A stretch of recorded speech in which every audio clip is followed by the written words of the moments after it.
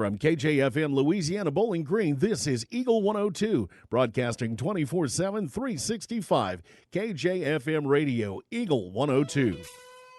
High school basketball is on the air. Eagle 102 sports coverage of high school hoops is brought to you by Abel's Quick Shops, Bank of Louisiana, Calumet of Missouri, Eolia Landscaping Supply, Hankey Construction, Bowling Green Chevrolet, the Bibb Beach Funeral Homes LLC, and Collier Funeral Home, Cellular and Satellite Center, Bowling Green Tractor, Brown's Processing and Smokehouse Meats, Community State Bank of Missouri, Kathy Clean, J&D Tire and Auto, Meyer Implement Company, County Market in Louisiana, Craig's Truck and Tractor Service, Quiver River Electric Cooperative, the Bowling Green Insurance Agency, Family Drug in Louisiana, the Bowling Green Pharmacy and Hearing Aid Center, by Ingram Plumbing, the Airy Back Life Team, Liggins Flooring, Old Tops Pawn Shop, Midwest Pest Professionals, Mid-America Auto and Towing, the Pike County Health Department Home Health and Hospice, by State Farm Insurance Agent Cindy Blaylock in Louisiana, Outlaw Lawn and Landscaping, Pam Todd Watts Realty, People's Bank and Trust, Perkins Electrical Service, Young Enterprises Incorporated, All Parts in Louisiana, Pike County Mutual Insurance, B&B Automotive, Spring Hollow Coffee, the Mercantile Bank of Louisiana, Mike's Tire Service, by Pike County Memorial Hospital, and by Vicky Cadwallader Real Estate. Now, KJFM Radio presents coverage of high school basketball on your area sports leader, Eagle 102. And welcome to the 2020 Clopton Invitational Tournament here on Eagle 102. Mark Froelich, along with Marianne Everhart and Jim Ross, here for ladies opening round action tonight. 4 games, they're all on KJFM or KJFMEagle102.net. The most complete coverage of the Clopton Invitational possibly ever. I think it's ever. Yeah, it's ever. And we'll be bringing you action from both here in the old gym or from the Dale Miller Gymnasium all week this week, and all 4 games tonight right here on KJFM Radio. We'll preview tonight's action and our first game here from the old gym between Silex and Elsberry when we come back and start the pregame show on Eagle 102. Hi, this is John. I'm one of the pharmacists you see at Bowling Green Pharmacy. We're right here with personal and prompt service, giving you the answers about your medications. You are always welcome to come in and just say hi. The right people, the right service, right downtown. Bowling Green Pharmacy on the square in Bowling Green. Bowling Green Tractor wants to change the way you think about yard work with their Ego 56-volt ARC lithium battery-powered lawnmowers, weed eaters, blowers, trimmers, and chainsaws. At Bowling Green Tractor, you can walk in and see for yourself just how easy these products are to handle. Bowling Green Tractor, your home for Ego. Power beyond belief. People's Bank and Trust mobile banking app gives you the convenience of banking from anywhere. Simply download the free app for your Android or Apple device and get started managing your accounts, transferring funds, paying bills, and depositing checks. People's Bank and Trust online at www.pbtc.net. Member FDIC Equal Housing Lender. Broadcasting from the Family Drug Booth, it's the Eagle 102 Game of the Week. It's time now for the Eagle 102 pregame show, sponsored by Bowling Green Pharmacy. And welcome back inside the old Clopton Gym, night number 1 of the Clopton Invitational here for 2020. Mark Froelich along with Marianne Everhart and Jim Ross. They're both in the Dale Miller Gymnasium as we bring you complete coverage of the tournament tonight and all week long here on KJFM Eagle 102. 4 games on the schedule tonight here in the old gym. We've got this 3-6 matchup to start things off as the 6th seed Silex takes on the number 3 seed Elsberry. The late game here in the old gym will be number 4 seed Mark Twain against number 5 seed Wright City. Over in the high school gym, the first game will feature the top seed and Monroe City Panthers. They are the heavy favorite in the ladies bracket. They'll take on the 8 seed Louisiana Lady Bulldogs. And then the late game will be the number 2 seed Clopton, which won as the underdog last year. They'll take on the number 7 seed Winfield Lady Warriors. The late game's scheduled for 7:20 tip-offs here on KJFM. So a lot of action. A long week of basketball should be fun. We kick it off tonight. We'll have our keys to the game for our first game here from the middle school gym, or the old gym, when we come back on Eagle 102. Hi, this is John. I'm one of the pharmacists you see at Bowling Green Pharmacy. We're right here with personal and prompt service, giving you the answers about your medications. You are always welcome to come in and just say hi. The right people, the right service, right downtown. Bowling Green Pharmacy on the square in Bowling Green. If you are in the market for a car, whether you're looking for a new or used vehicle, make sure you visit Bowling Green Chevrolet, just off Highway 61 at the South Bowling Green exit. Once you get there, you'll see why Bowling Green Chevrolet is the #1 dealership in the area. Check it out for yourself. Bowling Green Chevrolet, where you'll always feel at home. Community State Bank of Missouri in Bowling Green and Troy, where the #1 priority is the customer and adding new services to help simplify your life. Community State Bank is committed to meeting or exceeding customer expectations and building a strong, high-performance financial services organization. Community State Bank in Bowling Green and Troy, your community bank since 1887, member FDIC. Your car, your stuff, your savings. Combine your auto and renter's insurance with a call to State Farm Insurance agent Cindy Blaylock in Louisiana, and let Cindy show you how to put life back in your life insurance. Auto, home, and life. Make your wallet happy. Here to help life go right, State Farm Insurance agent Cindy Blaylock in Louisiana. Hear all the action from the Eagle 102 broadcast booth, sponsored by Family Drug in Louisiana. The Eagle 102 keys to the game.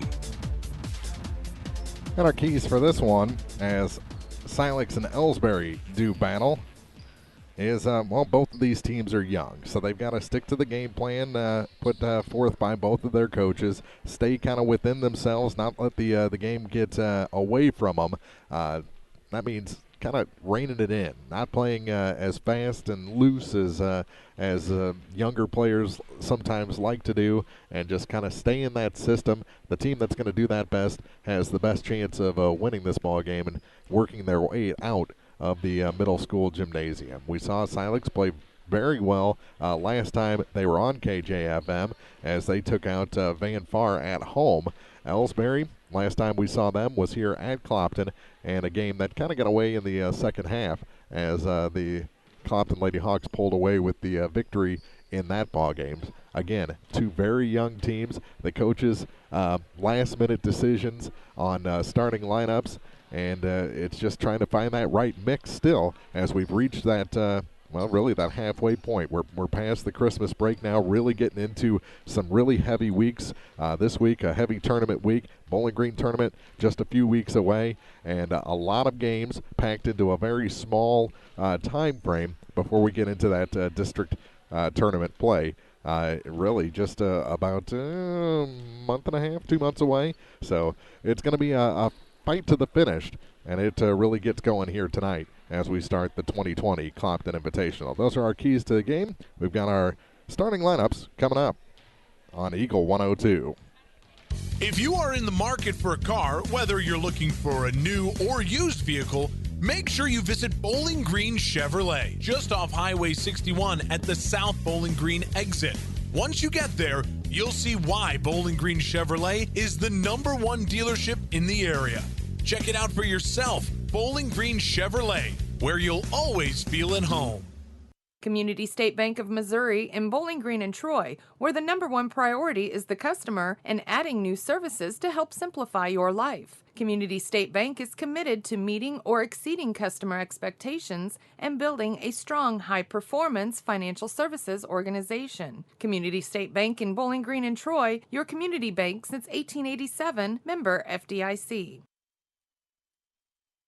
Ingram Plumbing has always been known for its outstanding plumbing service, but did you know that Ingram's is also the largest retail plumbing supply store in the area? We carry Delta faucets, a complete line of Whirlpool tubs and showers, jacuzzi pumps, and many other specialty items. Stop by Ingram Plumbing today, Highway 61, Bowling Green. Hear all the action from the Eagle 102 broadcast booth, sponsored by Family Drug in Louisiana. The Eagle 102 starting lineups on KJFM are brought to you by Community State Bank in Bowling Green and Troy. And our starting lineups for this one, they won't be announced here in the old gym, but we'll give them to you here on the radio. We'll start with the Elsberry Lady Indians. They're the 3 seed, coached by Carrie Kochdown. They'll start a 5'2 junior, number 2, Tynesha Henderson. Also starting a 5'7 junior, number 12, Kylie Kinsler. Number 20, a 5'9 sophomore, Kelly Plaster. And number 31, a 5'8 sophomore, Bella Mozzie. Rounding out the starting 5 for Coach Carrie Kochdown is a 5'7 junior, number 43, Tyra Henderson. So again, for the Lady Indians, it's Henderson and Henderson, Kinsler, Plaster, and Mozzie. For the Silex Lady Owls, they're the 6th seed, coached by Sabrina O'Haron. They'll start a 5'5 freshman, number 1, Rita Thurman. Number 4 gets a start, a 5'4 senior, Chloe Kenyon. Number 11, a 5'9 freshman, Maddie Hall, gets the start tonight. Number 23, a 5'10 junior, Lexi Plackmeyer, and a 5'11 freshman, number 25, Sarah Gradicke. So again, for Silex, it's Kenyon, Hall, Plackmeyer, Gradicke, and Thurman was the late pick for the starting lineup for Coach Sabrina O'Haron. Coaches meeting right now. The captains have gone back into their respective warm-ups. We have about 2.5 minutes, almost 3 minutes before the tip-off of this one. It's the 2020, can you believe we're there, Clopton Invitational, and it starts next here on Eagle 102. High school basketball is on the air. Eagle 102 sports coverage of high school hoops is brought to you by Abel's Quick Shops, Bank of Louisiana, Calumet of Missouri, Eolia Landscaping Supply, Hankey Construction, Bowling Green Chevrolet, the Bibb Beach Funeral Homes LLC, and Collier Funeral Home, Cellular and Satellite Center, Bowling Green Tractor, Brown's Processing and Smokehouse Meats, Community State Bank of Missouri, Kathy Clean, J&D Tire and Auto, Meyer Implement Company, County Market in Louisiana, Craig's Truck and Tractor Service, Quiver River Electric Cooperative, the Bowling Green Insurance Agency, Family Drug in Louisiana, the Bowling Green Pharmacy and Hearing Aid Center, by Ingram Plumbing, the Airy Back Life Team, Liggins Flooring, Old Tops Pawn Shop, Midwest Pest Professionals, Mid-America Auto and Towing, the Pike County Health Department Home Health and Hospice, by State Farm Insurance Agent Cindy Blaylock in Louisiana, Outlaw Lawn and Landscaping, Pam Todd Watts Realty, People's Bank and Trust, Perkins Electrical Service, Young Enterprises Incorporated, All Parts in Louisiana, Pike County Mutual Insurance, B&B Automotive, Spring Hollow Coffee, the Mercantile Bank of Louisiana, Mike's Tire Service, by Pike County Memorial Hospital, and by Vicky Cadwallader Real Estate. Now, KJFM Radio presents coverage of high school basketball on your area sports leader, Eagle 102.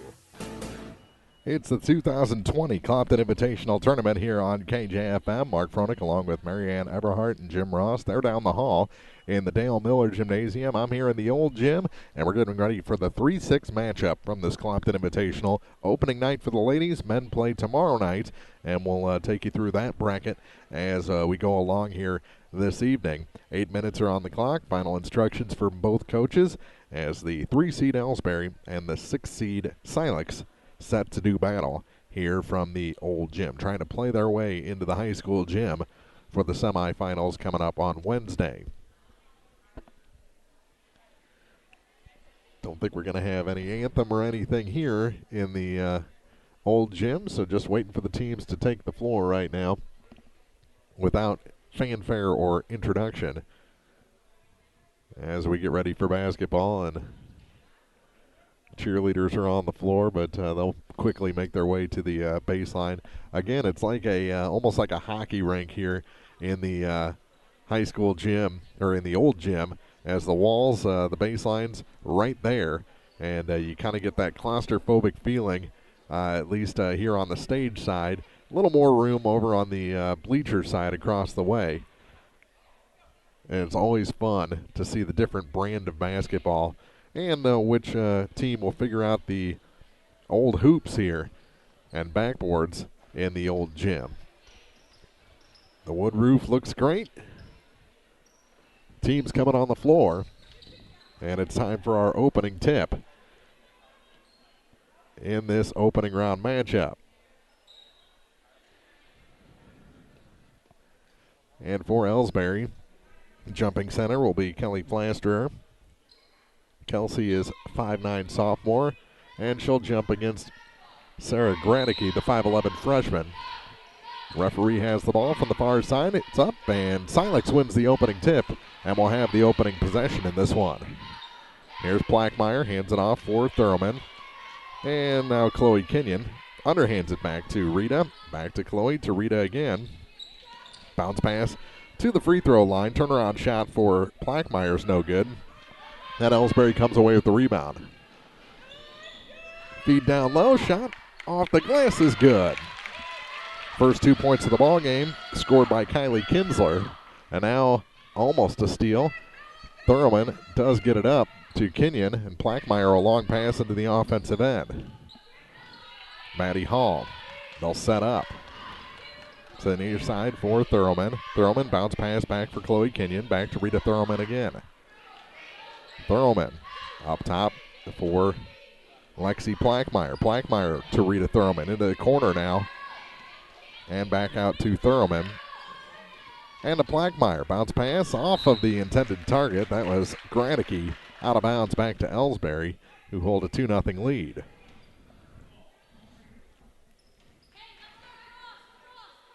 Interesting start to this one as Silex really trying to get into their sets. Elsberry playing a little more fast pace, especially on defense, using a little pressure.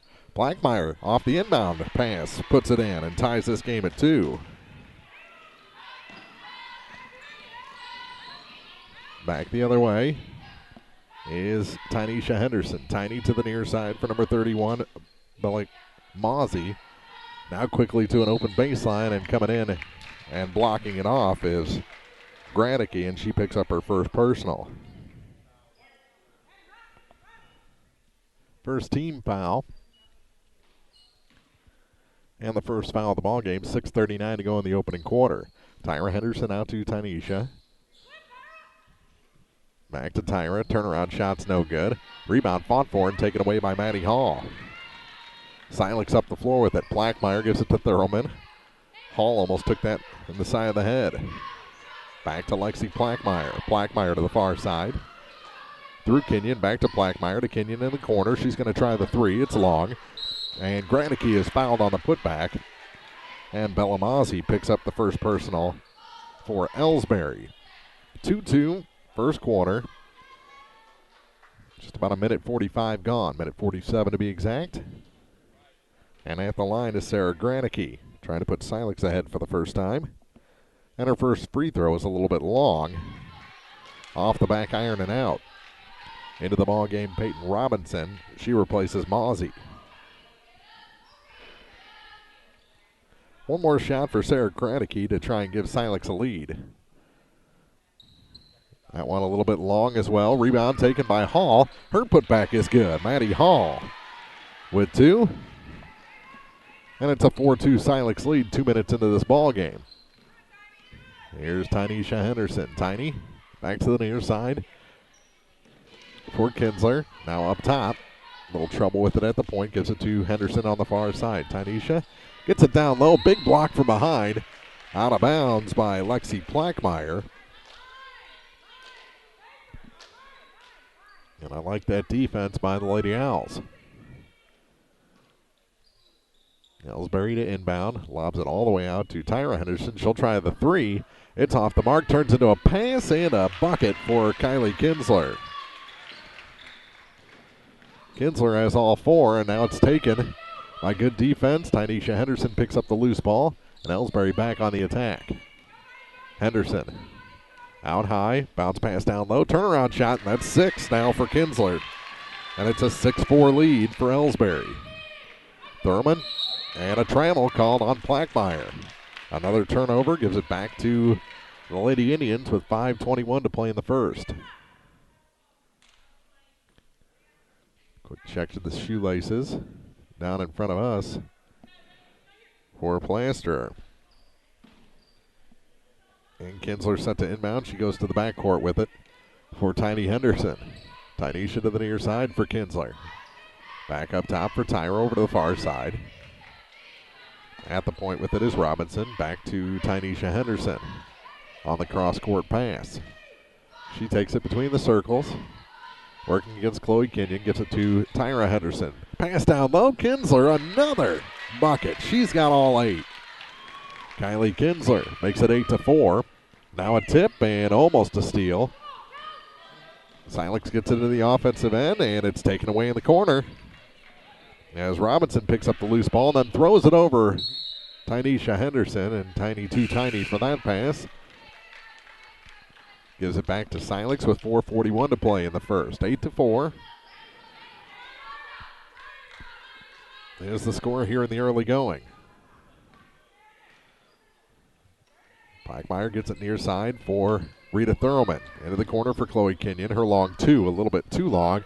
And Tyra Henderson gets the high rebound for Elsberry. She's on the run and too far ahead for Robinson. Out of bounds back to the Lady Owls. Now with 4:25 to play in the first. All 8 points for Elsberry via Kylie Kinsler. Over to the far side and taken by Elsberry. Here's Tyra Henderson up the floor to Tynesha on the far point. She backs out, surveys the scene. Out to get her is Chloe Kenyon to the near side now for Kylie Kinsler. At the near point, she gives it up to Robinson, now to Tyra Henderson out high. She hands it to Tynesha. Tiny back to Tyra on the far side. Ball fake, now goes to her dribble. High blocks, rocketed that one, a line drive off the backboard, and the rebound pulled down by Chloe Kenyon. Up to Lexi Plackmeyer. Now for Maddie Hall. Hall worked her way through the lane, gets blocked out of bounds. It's going to stay with Silex. Now 3:41 to go in the first.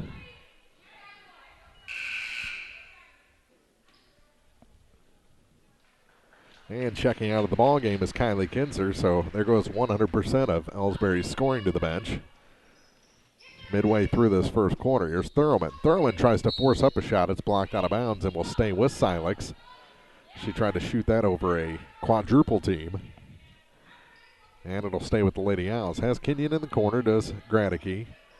Now she comes out, bounce pass. Plackmeyer off the glass is good. Lexi Plackmeyer has 4 points. To the near side, they get it across the line. Here's Robinson. Peyton back up top for Tynesha Henderson. Tynesha up top again for Candace Dowell. Dowell over to the far side for Henderson. Bounce pass to the corner for Tyra. Tyra has it knocked off her hip back to Tiny. She let it go for a second, and Silex had an eye on stealing it momentarily. Here's Dowell. Dribbled a couple times. Now Henderson, that's Tiny, and she puts it up and in. First 2 points for Tynesha Henderson, and first 2 for anyone not named Kinsler for Elsberry. 2:36 to play in the first.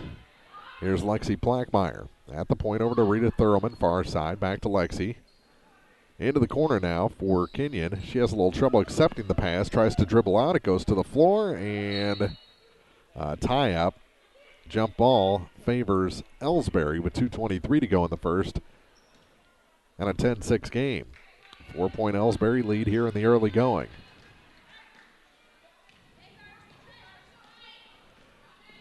Here's Henderson.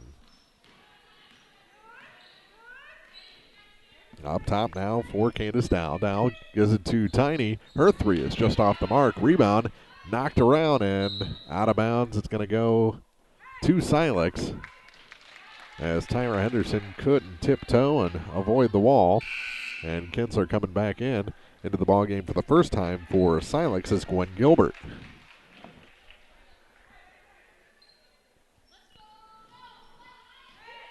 Up the floor with it is Rita Thurman. Thurman gives it to Plackmeyer on the far point. Lexi for Rita again. To the near side for Hall. Now back up top for Thurman. Over to the far side. It's knocked away momentarily. Picked up by Gwen Gilbert. Back up top. Here's Thurman for 3. In and out. No good. And on the rebound, Gradicke going to pick up her second personal. Sarah Gradicke has both fouls for Silex with 1:39 to go in the first quarter. Henderson across the line, that's Tiny. Trying to go coast to coast, lost it, but right to her teammate, Peyton Robinson, who puts it in.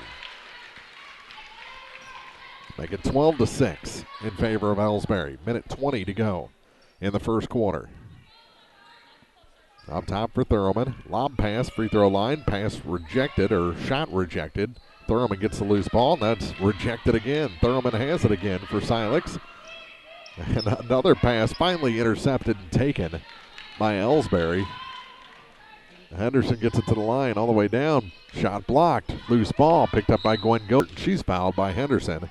That's going to be Tiny's first and the team's second.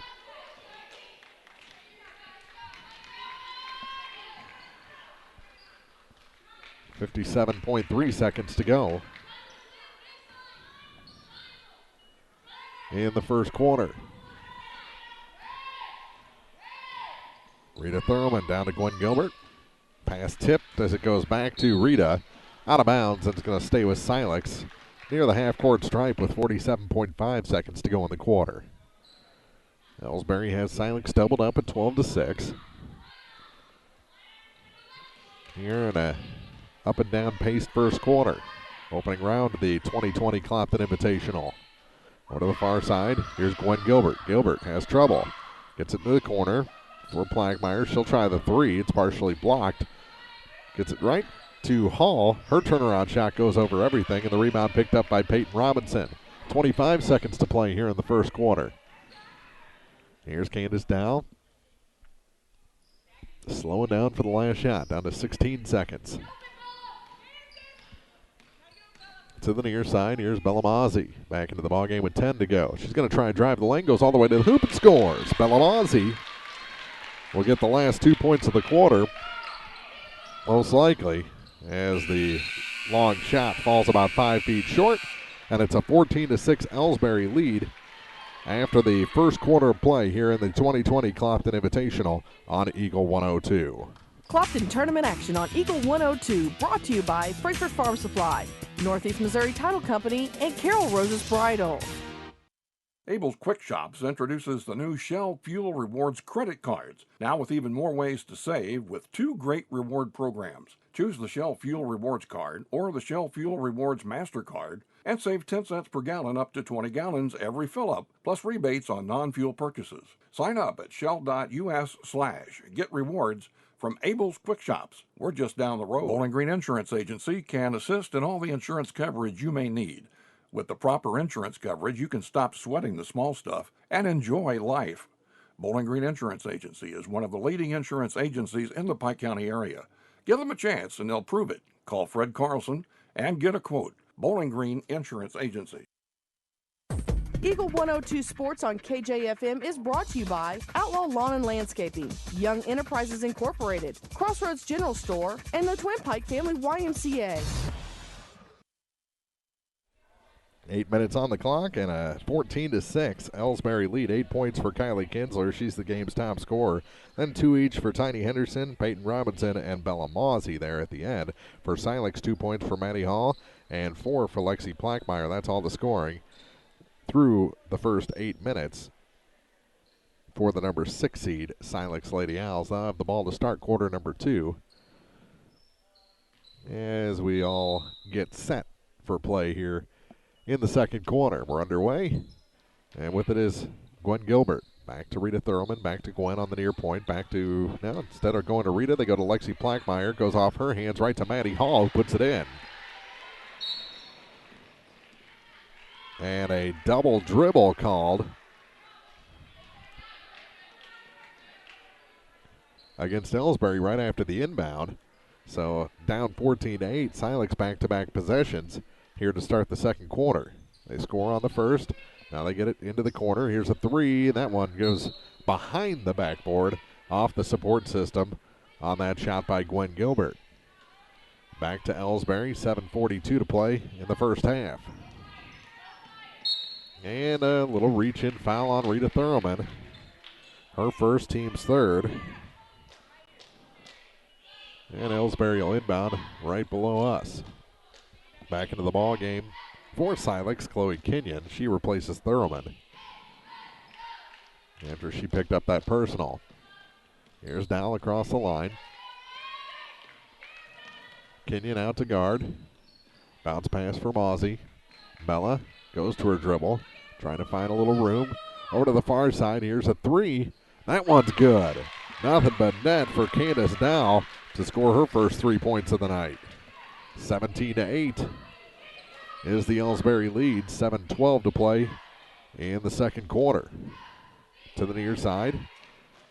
Hall gives it back to Plackmeyer to the far side. That one's a little bit long on a three-ball attempt by Kenyon. Put back no good. The rebound pulled down this time by Kylie Kinsler for Elsberry. Minute gone here in the second. Here's Dow. As Coach Carrie Kochdow calls out the offense. Here's Mozzie. Lost control. Picks it up and passes. That was very close to a double dribble. To the near side. Here's a three. That one's off the mark by Plaster. And Silex hits the rebound with Glenn Gilbert. Plackmeyer slows it down as she crosses that old school hawk at center court. Beautiful mid-court decoration there. Plackmeyer has it tipped away to Gwen Gilbert. Gilbert to the near side for Lexi Plackmeyer.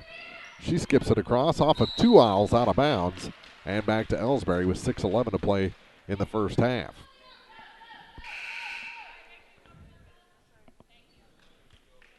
Mozzie comes out. Just 5 fouls called so far. 3 against Silex, 2, well, now 4 against Silex as Kenyon picks up a personal.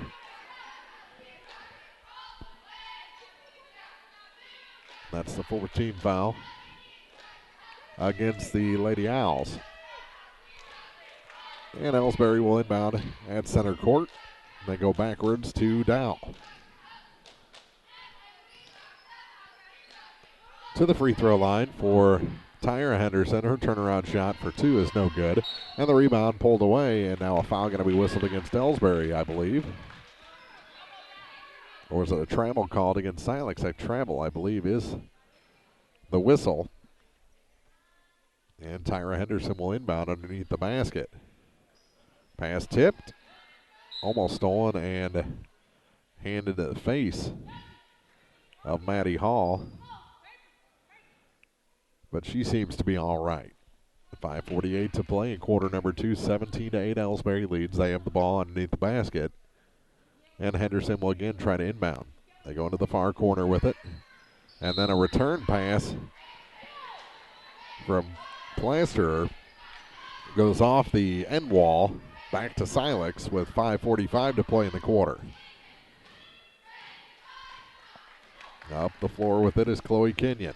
She crosses the line into the near corner for Gwen Gilbert. Gilbert skips it all the way across and taken away by Plaster. She's got a break to the hoop. No, but a foul going to be whistled on Lexi Plackmeyer. Her first and the team's 5th.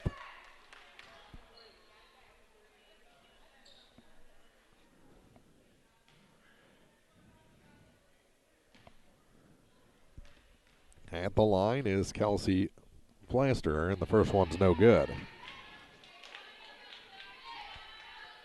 It's 14-6 after 1. Elsberry has stretched that to a 17-8 lead. As into the ball game, Peyton Robinson replacing Candace Dow.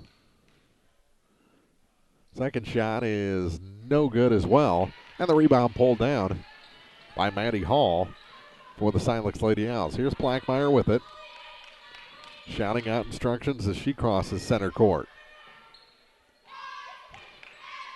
To the far side for Kenyon, now for Hall. Loses it off her hip to Tynesha Henderson. Tiny trying to go coast to coast. Dishes last second. Shot's no good. Robinson's putback is no good. How about Tyra Henderson? She'll reset the offense with a pass back out to Tiny at the point. Looks back to Coach Carrie Kochdow for instruction. Now angles to her left. Waves her right hand and gives the ball off to Peyton Robinson. Now up top for Kylie Kinsler. Gwen Gilbert on her. To Tyra, now to Tiny Henderson.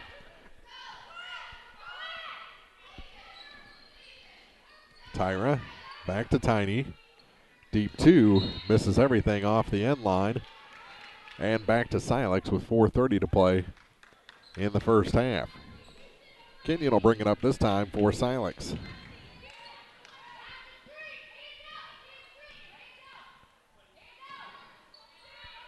Hall gives it back now to Plackmeyer on the far side. She drives baseline, passes it off of Flaster's head, and taken by Elsberry.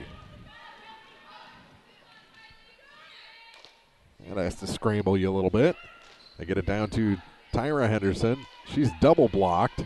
No call. Rebound fought for by 2 Owls. And coming away with it for Silex is Plackmeyer off a pass. And Coach Sabrina O'Haron wants a timeout with 3:49 to play in the first half. 17-8, Elsberry leads Silex in the opening round of the Clopton Invitational on Eagle 102. Coverage of the Clopton Invitational Tournament on Eagle 102 is brought to you by Hayden's Motorsports, Craig Bowen CPA, and Rolls County Insurance. Get connected to a fast-paced world with Cellular and Satellite Center in Bowling Green, an authorized U.S. cellular dealer, along with Dish Network, DirecTV, Viasat, and HughesNet high-speed internet packages. Cellular and Satellite Center also carries a variety of TVs and accessories and installs security systems. Get connected today with Cellular and Satellite Center in Bowling Green. Hi folks, my name is Cody Kirkendall. See Mike's Tire and Service Center in Bowling Green for all your automotive and tire needs. Mike's features 24-hour tire service, and when it's time to replace those tires, Mike's has great deals on several brands, ensuring they have the perfect tire for your vehicle. Mike's Tire and Service Center additionally offers alignments, tune-ups, oil changes, struts, state and DOT inspections. Mike's Tire and Service Center, Business 61 North in Bowling Green. High school sports on KJFM is brought to you by Pike County Mutual Insurance and Bank of Louisiana. Teams back to the floor with 3:49 to play in the first half. 17-8. Elsberry leads Silex. Plackmeyer triggers the play twice before her teammates move. Now has it back. Off balance shot off the side of the backboard, and she's going to shoot 2 as she was fouled on her way up. Foul's going to go on Tynesha Henderson. That's Tiny's second. And to the line, Lexi Plackmeyer for the first time. First shot is good. So Silex draws a little bit closer as Henderson checks out. Lexi, one more shot to make it a 7-point game. She hits them both, and Silex finally into double-figure scoring with 3:40 to go in the first half.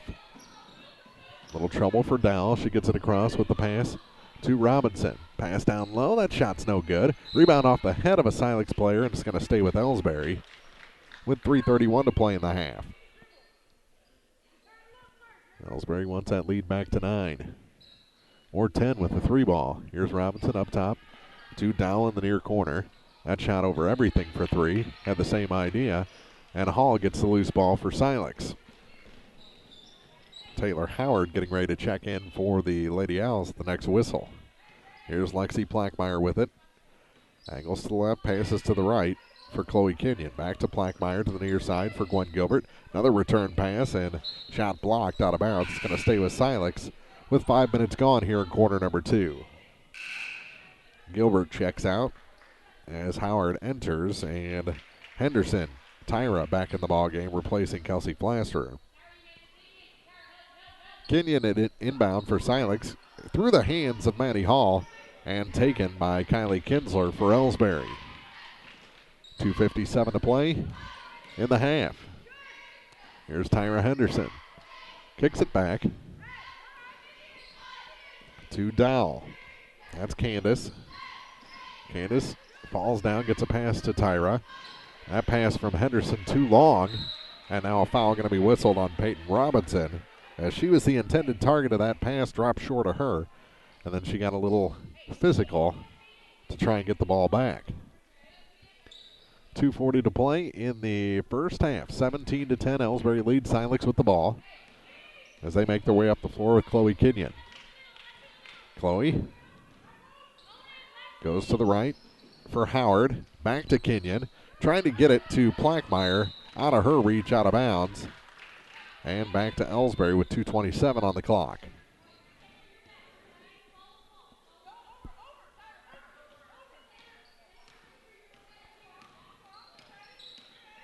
Here's down the backcourt. Long pass to Robinson. To the back door for Tyra Henderson, and she puts it in. 9-point lead for Elsberry. Her first 2 points tonight. Up the floor with it, Chloe Kenyon. Now for Kate Kinsey to the near side.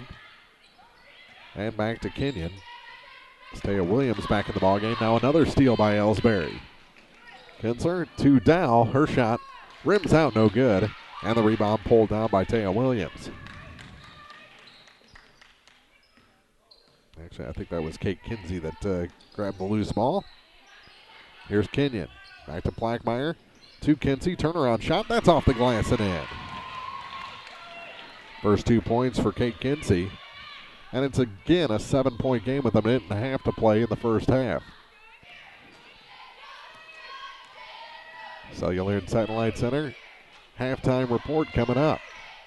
Minute 20 to play in quarter number 2. Now a reach-in foul going to be called on Chloe Kenyon. That's her second. And the 6th team foul against Silex. So one more, and we'll be shooting 1-and-1s as checking out of the ball game is Williams and Kenyon. 1:15 to play. Almost a travel on Dow.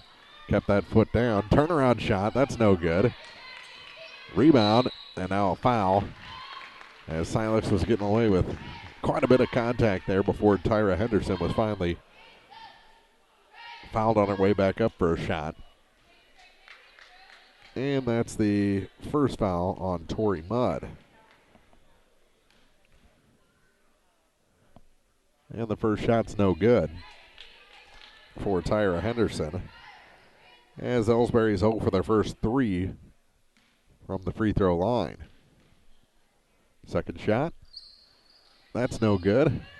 So they drop to 0 for 4. And the rebound pulled down by Silex.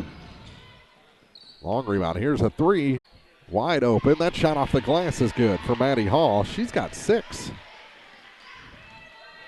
And it's a 5-point game with 16 seconds to go in the first half. 19-14. Well, Elsberry stretching out here before the end of the quarter. Down to 8. Tyra Henderson down to 5.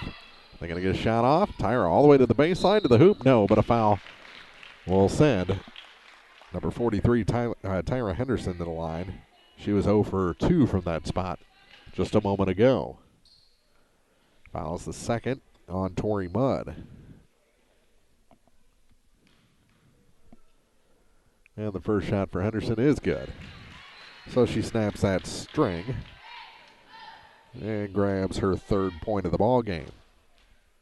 20-14 for a 7-point lead. There it is. Hit them both. Draws to 50%.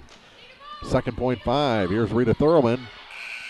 Tries and drops that one short as we've played 2 quarters here from the Clopton Invitational Tournament. We're in the old gym, and Elsberry, the 3 seed, leads the 6 seed, Silex, by a score of 21-14 after 2 quarters of play. The halftime report is coming up next right here on Eagle 102. The Eagle 102 halftime report is coming up, sponsored by Cellular and Satellite Center. Get connected to a fast-paced world with Cellular and Satellite Center in Bowling Green, an authorized U.S. cellular dealer, along with Dish Network, DirecTV, Viasat, and HughesNet high-speed internet packages. Cellular and Satellite Center also carries a variety of TVs and accessories and installs security systems. Get connected today with Cellular and Satellite Center in Bowling Green. Hi folks, this is Eric Schaefer. With sports season upon us, be treated like the pros. If your athlete has experienced an injury during a game or practice, let our experienced sports medicine team at Pike County Memorial Hospital Physiotherapy Department get them back to play. We have 2 locations to better serve our community. Pike County Memorial Hospital Physiotherapy and Sports Medicine in Louisiana and Bowling Green. Pike County Memorial Hospital. Community owned, nationally known. Bank from anywhere with Bank of Louisiana's new Freedom checking account. no minimum balance, no monthly fees, and free access to all of their mobile and online banking services. Bank on your own terms with Freedom Checking from Bank of Louisiana. Member FDIC, equal housing lender. Home data rates may apply. High school Check sports with on your carrier for KJFM details. is brought to Freedom you by Checking Pam from Bank of Coswatch Realty, Louisiana. Quiver River Electric Cooperative, and All Parts. It's now time for the Eagle 102 Halftime Report, sponsored by Cellular and Satellite Center. Pretty even second quarter as Silex outscores Elsberry in that quarter by a score of 8-7, but Elsberry leads by 7 at the half, 21-14. So they're up by a touchdown. Since we're in NFL playoff season, we'll give the football analogy there for a second. But really a lot better second quarter for Silex as they did pick up quite a few fouls, but Elsberry needs to prove that they can consistently hit those free throws as they're just 2 for their first 6 from that spot. Silex only had 4 opportunities from the line. They're at 50% at 2 of 4 as Plackmeyer hit both hers and Granicke missed both of her free throw opportunities in that first half of this ball game. So really, it was a nice little run by Kylie Kinsler to start the ball game. She had 8 points in the first quarter and really set the tone for Elsberry as they have a 7-point lead after 2 quarters of action here in the old gym. Our late game here in the old gym will be number 4 seed Mark Twain and number 5 seed Wright City. The late game in the high school gym, we just saw the Clopton girls leave this gym to go down the hall. They'll be taking on Winfield with a opening tip scheduled for 7:20 from both gyms. That's when the late games will be played. Tomorrow, the boys get underway, and here in the old gym, the early game will be number 3 seed Winfield taking on number 6 seed Louisiana. And the late game in the old gym, number 4 seed Mark Twain against number 5 seed Wright City. Early game in the Dale Miller Gymnasium, number 1 seed Monroe City takes on number 8 seed Elsberry. And then number 2 seed Clopton will take on number 7 seed Silex to round out opening round play. The ladies semifinals will be played on Wednesday with the championship semis in the Dale Miller Gymnasium, the consolation semis here in the old gym. The men's semifinals will be played Thursday with the same scenario playing out. 21-14 is our score to see who gets to the high school gym and who will stay through Wednesday at least here in the old gym as Elsberry leads Silex by a touchdown, 21-14 here on KJFM. More of the halftime report coming up after this on Eagle 102. Get connected to a fast-paced world with Cellular and Satellite Center in Bowling Green, an authorized U.S. cellular dealer, along with Dish Network, DirecTV, Viasat, and HughesNet high-speed internet packages. Cellular and Satellite Center also carries a variety of TVs and accessories and installs security systems. Get connected today with Cellular and Satellite Center in Bowling Green. Hi, this is John. I'm one of the pharmacists you see at Bowling Green Pharmacy. We're right here with personal and prompt service, giving you the answers about your medications. You are always welcome to come in and just say hi. The right people, the right service, right downtown. Bowling Green Pharmacy on the square in Bowling Green. Hi, this is John from Family Drug in Louisiana. My coworkers and I live here. We raise our families here. We support our community and pay taxes here, just like you do. We want to be your pharmacy. We'll show you. We're the right people, the right service, right downtown. Family Drug, 3rd in Georgia and Louisiana. Clopton tournament action on Eagle 102, brought to you by Center Locker Service, Bouquet Florist, and Pepsi Refreshment Services. It's now time for the Eagle 102 Halftime Report, sponsored by Cellular and Satellite Center. Getting ready for second half action here from the old gym as Elsberry, the 3 seed, leads the 6 seed Silex 21-14 through 2 quarters. Again, scoring in this one for Silex, 6 points for Maddie Hall, 6 points for Lexi Plackmeyer, just 2 for Kate Kinsey. That's all the scoring for Silex so far as they're struggling to kind of find their range tonight. For Elsberry, they've got a few more in the book, but really not a whole bunch more scoring. 2 points for Bella Mozzie, 2 points for Peyton Robinson, 2 points for Tiny Henderson, 3-point night so far for Candace Dow, 4 points for Tyra Henderson, and 8 points for Kylie Kinsler. She had 8 in a row for Elsberry, the first 8 points of the ball game for Elsberry, and kind of stake them to the early lead, which they have at 21-14 through 2 quarters of this ball game. Still about 4 minutes to go before we start the third. And again, our late game here in the old gym will be Mark Twain and Wright City. That's the 4-5 matchup. The late game in the high school gym will be number 2 seed Clopton, number 7 seed Winfield, as the hosts Lady Hawks take the floor for the first time in this 2020 Clopton Invitational. And they were watching most of the first half of this one before they headed to their home locker room, which is, I guess, newly renovated. They got lots of new wraps in the high school gym on the doors, as the one end says Clopton Hawks, of course, and then the locker room doors say Hawks and Lady Hawks. It's very nice. Really adds some more charm, some more flair to the Dale Miller Gymnasium. And inside the locker rooms, they clean things up quite a bit and kind of up the technology and the showmanship of the rooms that no one will ever see. The boys and girls locker rooms, as they try and make it a little more comfortable, a little more modern for the Hawks and Lady Hawks here at Clopton High School. The teams are back from the locker room, or at least Silex is, as Elsberry, I think I see them starting to mill about in the hallway as they call a classroom their locker room for this opening round matchup. It's Silex trailing Elsberry 21-14, and we have more action coming up from the 2020 Clopton Invitational in just minutes on Eagle 102. Eagle 102 Sports on KJFM is brought to you by People's Bank and Trust, County Market in Louisiana, and Bowling Green Insurance. Get connected to a fast-paced world with Cellular and Satellite Center in Bowling Green, an authorized U.S. cellular dealer, along with Dish Network, DirecTV, Viasat, and HughesNet high-speed internet packages. Cellular and Satellite Center also carries a variety of TVs and accessories and installs security systems. Get connected today with Cellular and Satellite Center in Bowling Green.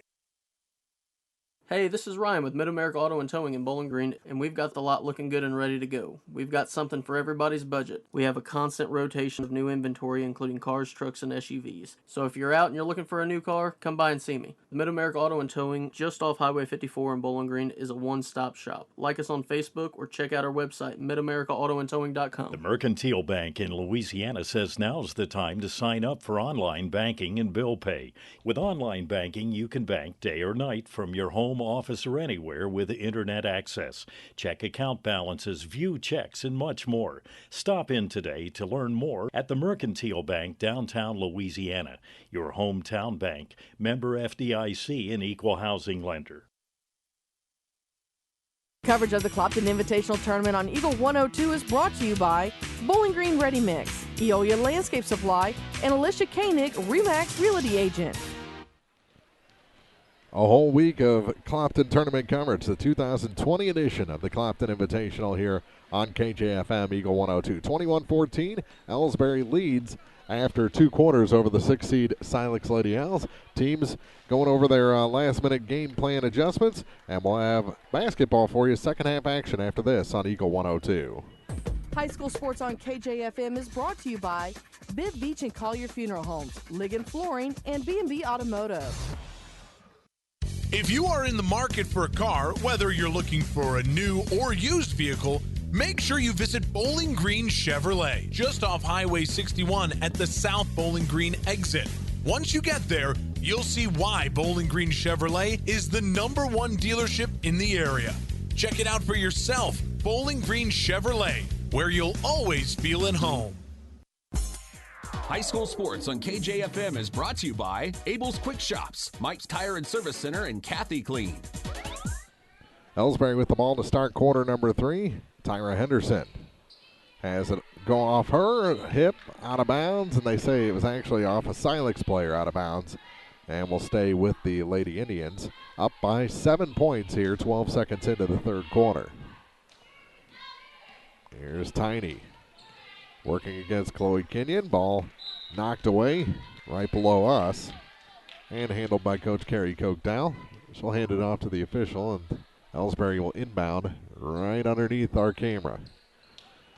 And that one's rejected out of bounds. Tried to get it to Tyra Henderson, knocked out of bounds by Rita Thurlman. And again, Elsberry with Plasterer. Tries to get it into Henderson, does. Tyra hits the bottom of the rim, and then the next one's blocked and taken away by Maddie Hall. Hall hands it off to Lexi Plackmeyer as Silex now moves from left to right. Over to the far corner. Here's a three. That one in and out. Rebound tipped, picked up by Thurman. Kicks it back, and it's through the legs of Chloe Kenyon. Out of bounds back to Elsberry with 7:18 to play in the third.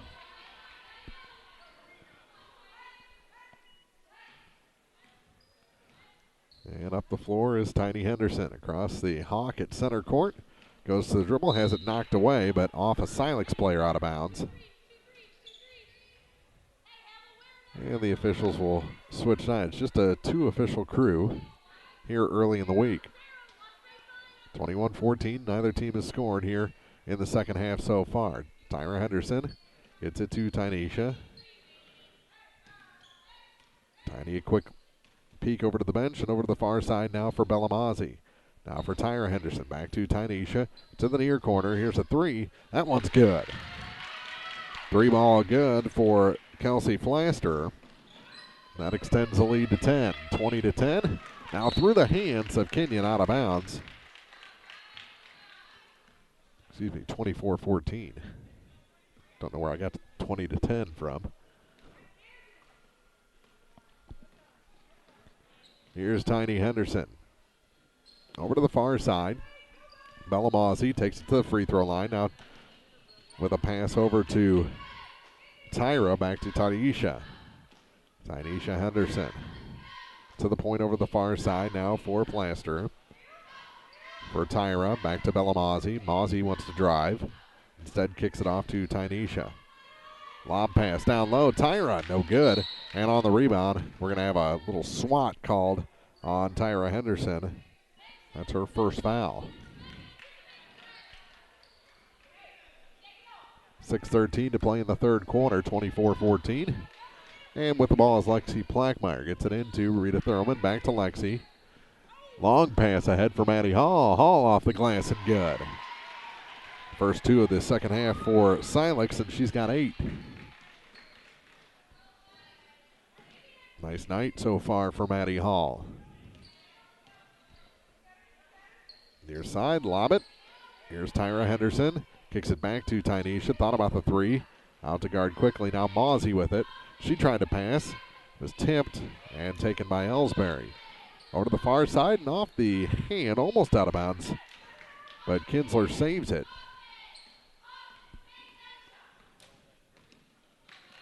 And Mazzi now on the near point. Bella. And a kickball called on Granicki. And Elsberry will keep possession. 5:28 to play here in the third. 24-16. As Mazzi checks out, replaced by Peyton Robinson.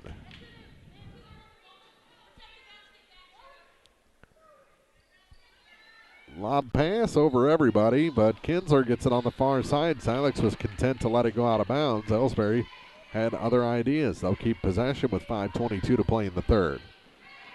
To the near side for Robinson. Peyton gets it into Tyra Henderson over to Tynesha. And now a push called on Chloe Kenyon. That's her third personal.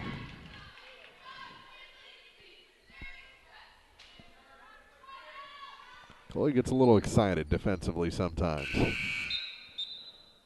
As Coach Timothy Smith and his Winfield Lady Warriors make their way to the locker room. They'll take on Clopton in the high school gym.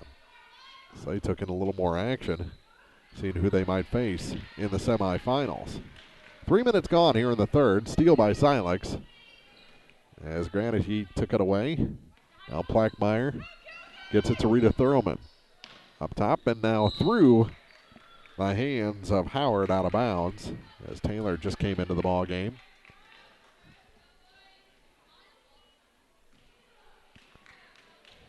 And Elsberry has it back. Silex, if they cut down on those turnovers, boy, they could be really dangerous, and they're getting better all the time. Here's a three from the corner. Out of bounds. Last touch by Tynesha Henderson. As that one, that three-point attempt was about 3 foot too long. Hall. Pass for Gradicke goes to the floor, picked up by Kinsler for Elsberry. Another turnover, gives it back to the Lady Indians. Here's Tynesha Henderson to the near side for Kylie Kinsler. Kinsler dribbles through the lane, gets it to Robinson. Now a foul going to be whistled, and that's, I think, going to be on Plackmeyer. If it is, it's her third. And it is. So she's got 3. Chloe Kenyon has 3. Back into the ball game, Candace Dow for Elsberry. And checking out is Kelsey Plaster. Bounce pass in to Henderson. Her shot no good, but Tyra going to head to the line for the third time in this ball game. She's 2 of 4. And the foul called on Maddie Hall, her first.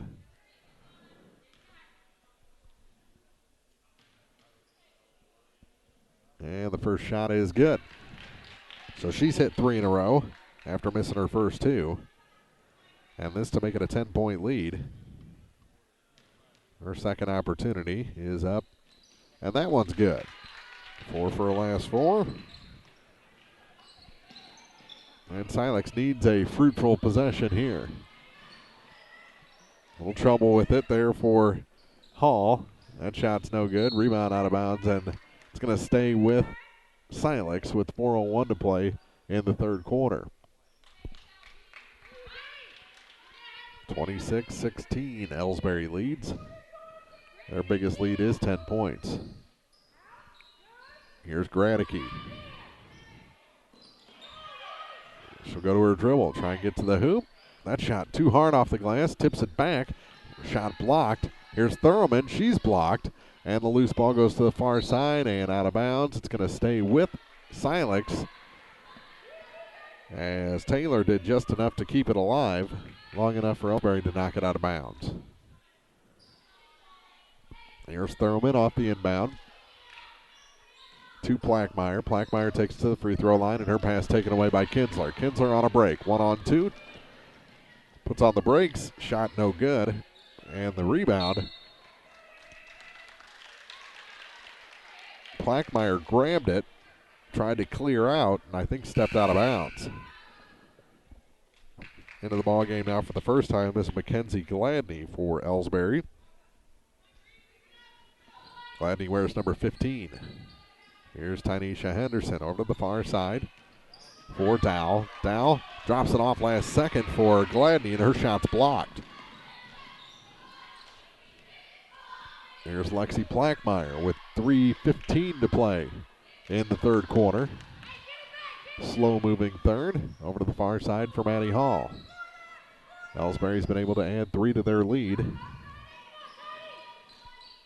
that they enjoyed at the half. That pass tipped out of bounds. Good work by Peyton Robinson to fly in and knock that one away. 5 minutes gone exactly here in the third. Bounce pass in and almost taken away. Well, got a whistle. And it's going to be against Silex. I think Gradicke's going to pick up her third personal. She does on a trip.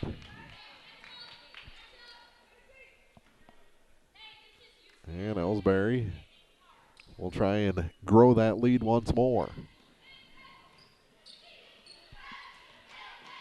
Tiny Henderson gives it off for Peyton Robinson. Robinson back to Tiny, to the hoop, and she scores. Biggest lead of the night for Elsberry at 12. Tynesha has 4 points. 28-16. Silex needs some points. Here's Plackmeyer at the point to the near side for Thurman. Back up top for Maddie Hall. Hall back to Rita. Thought about 3, gets it to Howard. Taylor.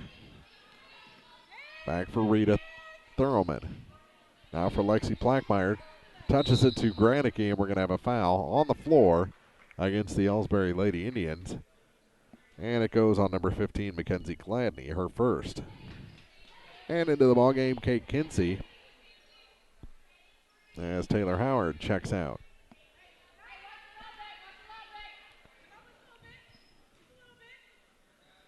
.2:16 to go. Thurman takes it all the way out to Hall at the point.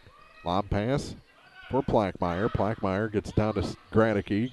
Gradicke fights through a foul and another one on the floor. I think the shot ended up going.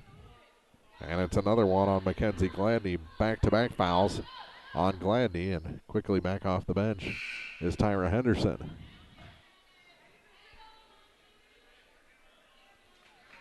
So Gladney checks out.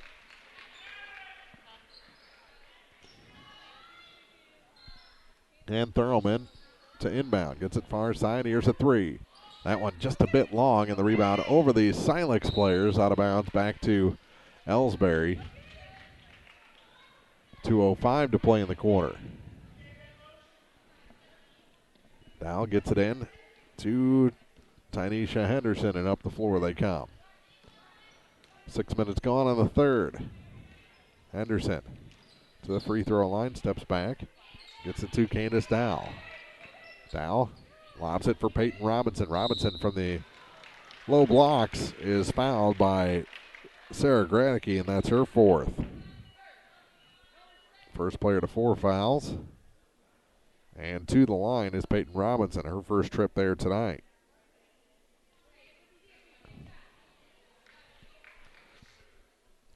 .147 to play in the third, 28-16 is the Elsberry lead, make it 29-16. She hits the first. So we said at the half that Elsberry improved from the line, and they've been very good from that spot as Tynesha Henderson checks out. She hit them both. 30-16, a 14-point advantage for the Lady Indians as they're trying to get into the high school gym and the championship semis. Silex needs a run if they want to do it. Kenyon plays catch with Thurman down to the corner. Pass tipped and stolen by Elsberry. To the hoop. One touch and in for Abby Jenkins, who just came into the ball game. And Elsberry starting to pull away here in the third quarter. Minute 15 to go. 32-16. Over to the far side. Back up top for Plackmeyer. Plackmeyer into the corner now for Kenyon. Her long two is good. Oh, they call it a three. So Kenyon with the tray. Her first 3 points of the night. Make it 32-19. 54 seconds to go in the quarter. Near side. They kick it down low. Across the lane. That one's no good, but a foul is going to send number 10, Candace Dow, to the line. She has 3 points tonight.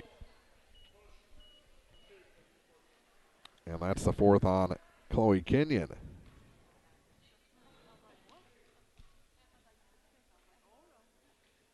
That shot's no good. That breaks a string for Elsberry. 4 of 4 here in the second half, and I believe 6 of their last 6 from the line.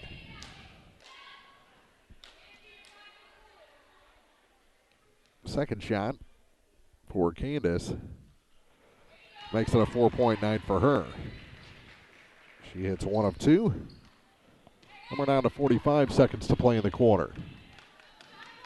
Still a lot more basketball tonight and this week from the Clopton Invitational as that shot misses the backboard for Gwen Gilbert. And Elsberry grabs the loose ball. Number 4, Peyton Robinson with it. To the near side for Candace Dow. Now for Abby Jenkins. Jenkins back to Dow at the point. 23 seconds to go as they play for the final shot. Here's Tyra Henderson. Lob pass. There's a travel. Going to be whistled on Peyton Robinson. The ball just a little too far out of her reach.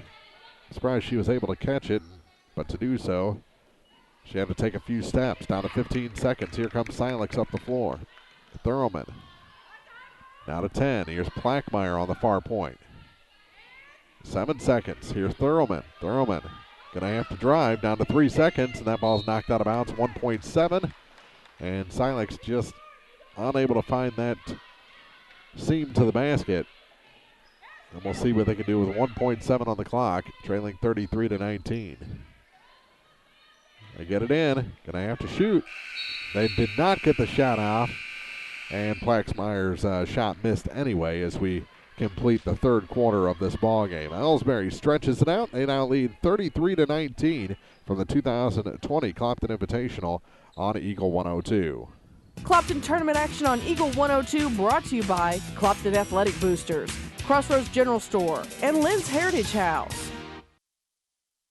Abel's Quick Shops introduces the new Shell Fuel Rewards credit cards, now with even more ways to save with 2 great reward programs. Choose the Shell Fuel Rewards card or the Shell Fuel Rewards MasterCard and save 10 cents per gallon up to 20 gallons every fill-up, plus rebates on non-fuel purchases. Sign up at shell.us/get-rewards from Abel's Quick Shops. We're just down the road. Bowling Green Tractor wants to change the way you think about yard work with their Ego 56-volt ARC lithium battery-powered lawnmowers, weed eaters, blowers, trimmers, and chainsaws.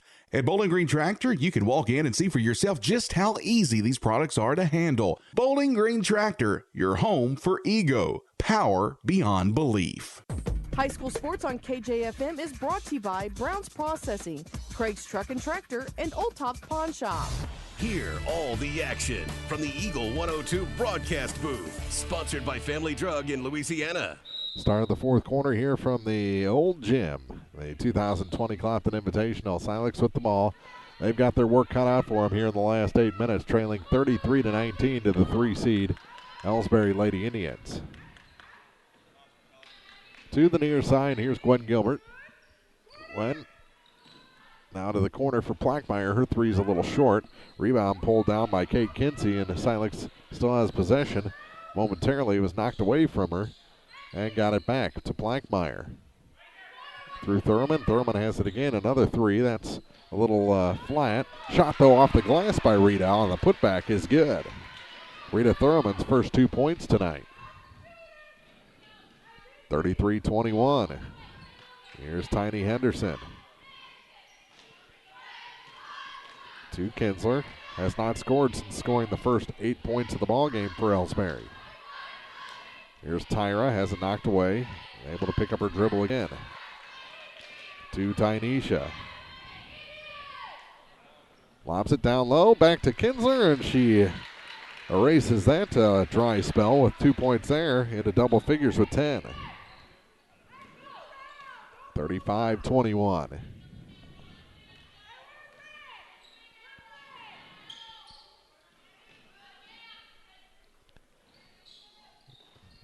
Pass tipped and stolen momentarily by Mozzie, then picked back up by Silex. A scrum for it and a tie-up will give it to Elsberry. 6:30 to play in the fourth in a 14-point ball game.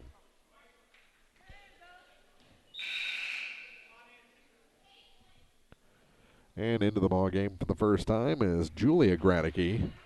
Chloe Kenyon also back in with 4 fouls. Checking out Gwen Gilbert and Sarah Granicky. Near side, it's Abby Jenkins. Jenkins gives it back to Bellamazzi over to the far side for Tiny Henderson. Tynesha gets it to Tyra. Over to Mozzie. Mozzie from the baseline. Her shot's good. Bellamazzi. She has 4 points. And the lead swells to 37-21. Plackmeyer to the near side. Here's a three. That one's just a bit short. And on the rebound, Mozzie is fouled, and that's going to be the night for Chloe Kenyon. She fouls out with 5:58 to play in regulation. And a 3-point night. So Kenyon's night is through. And we'll be shooting free throws. Bella Mozzie to the line as that's the 7th foul, so 1-1 coming up for Bella. And into the ball game, Kelsey Plaster. She replaces Abby Jenkins, who scored 2 while she was in there. Mozzie at the line. First shot. Will earn the second shot and make it 38-21.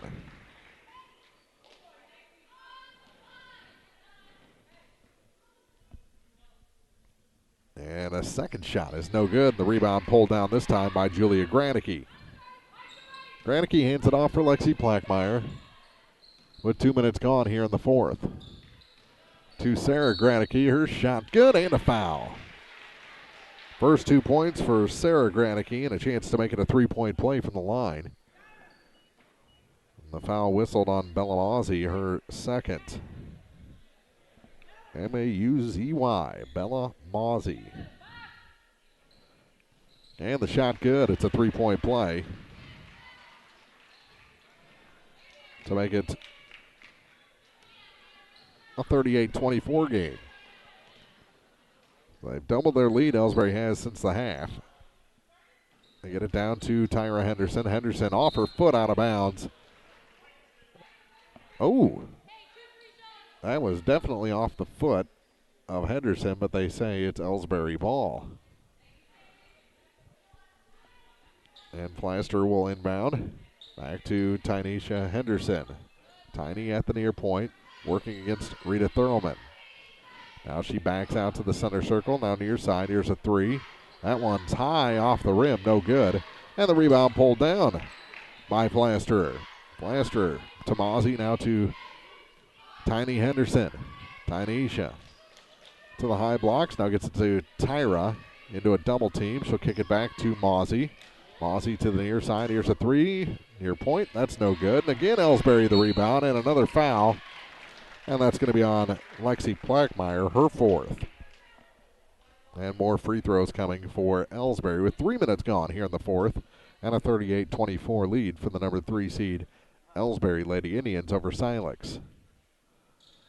Looking more and more like Silex is going to stay here in the old gym on Wednesday, while Elsberry will play in the championship semifinal. And another free throw good for Elsberry, and Kinsler has her 11th point tonight. 39-24. There's another straight through. They have been lights out shooting free throws here in the second half, and that has helped them extend that lead now to 16, biggest lead of the night.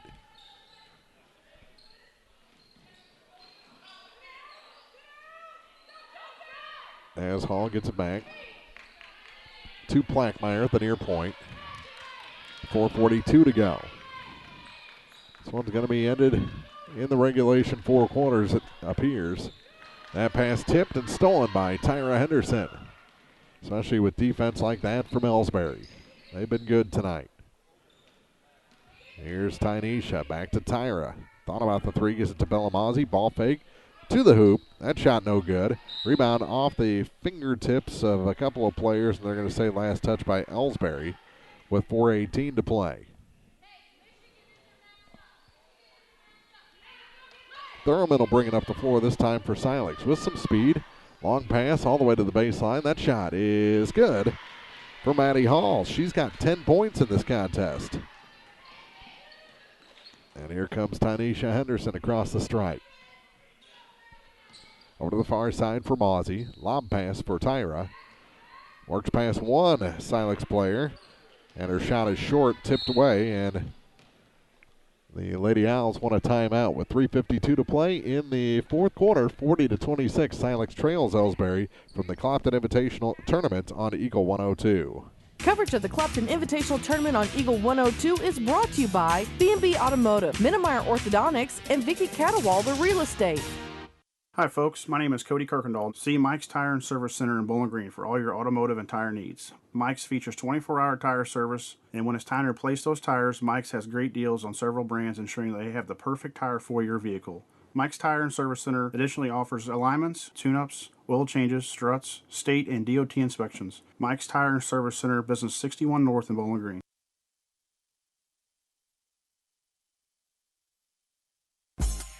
Area High School Sports on Eagle 102 is brought to you by State Farm Insurance, Cindy Blaylock, Bowling Green Chevrolet, and Pike County Memorial Hospital. Broadcasting from the Family Drug Booth, it's the Eagle 102 Game of the Week. From the Clopton Invitational Tournament, opening round action for the ladies as Elsberry leads Silex 40-26. Silex ball after the timeout. Monroe City has beaten Louisiana as Marianne and Jim had the call on that one. We go to the hoop. That shot hits the bottom of the backboard, and here comes Elsberry. Tyra Henderson puts on the brakes. They may want to run a little clock here. The final on that one was 65-9. Monroe City over Louisiana, the one over the 8. So their second game getting ready to start, and we'll have a foul and some more free throws as Peyton Robinson will head to the line. She's got 4 points, 2 of 2 from the line. And the rebound, the foul this time whistled on Thurman, her first.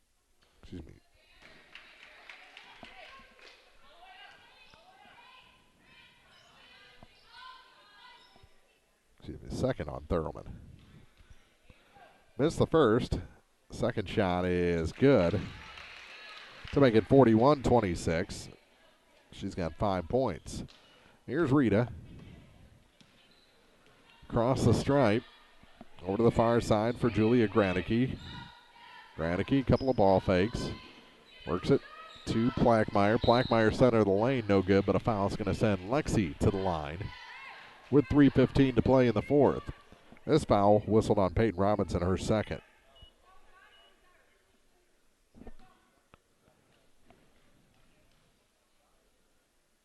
And the shot is good for Lexi Plackmeyer.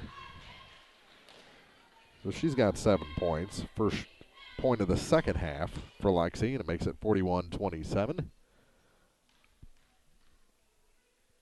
And the second shot is a little bit long. Rebound to the far side and picked up by Kelsey Flaster. Ducks a couple of would-be defenders and then double dribbles. That'll give it back to Silex with 3:10 to play in the ball game, trailing 41-27. Thurman up the floor with it to the near side for Gwen Gilbert. Gilbert gets it to Plackmeyer. Her shot off the square and through the hoop. Not a bad shot there for Lexi Plackmeyer. She's got 9. Here's Tynesha Henderson. Dumps it down low for Kinsler. Her shot over everything. Plaster the rebound.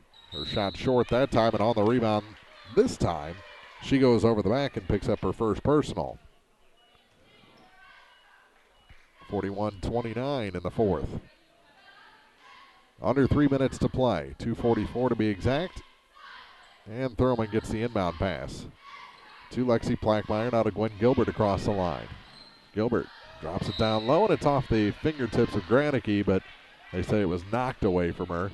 And we'll stay with Silex with 2:37 to play.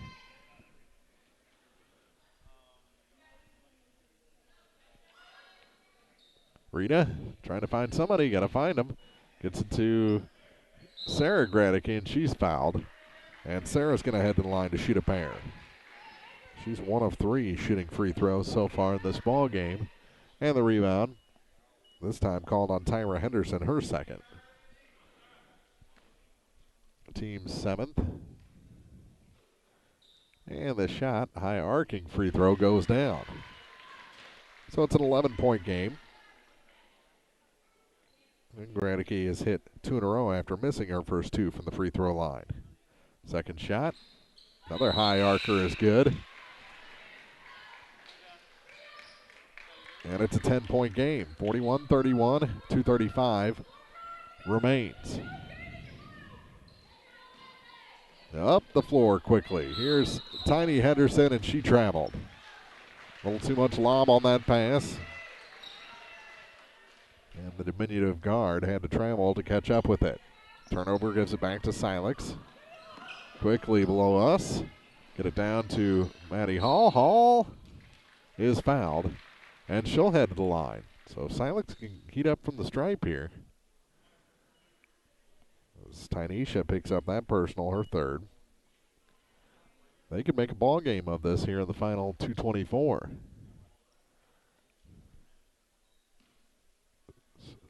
Tide is turned a little bit. Is it too late?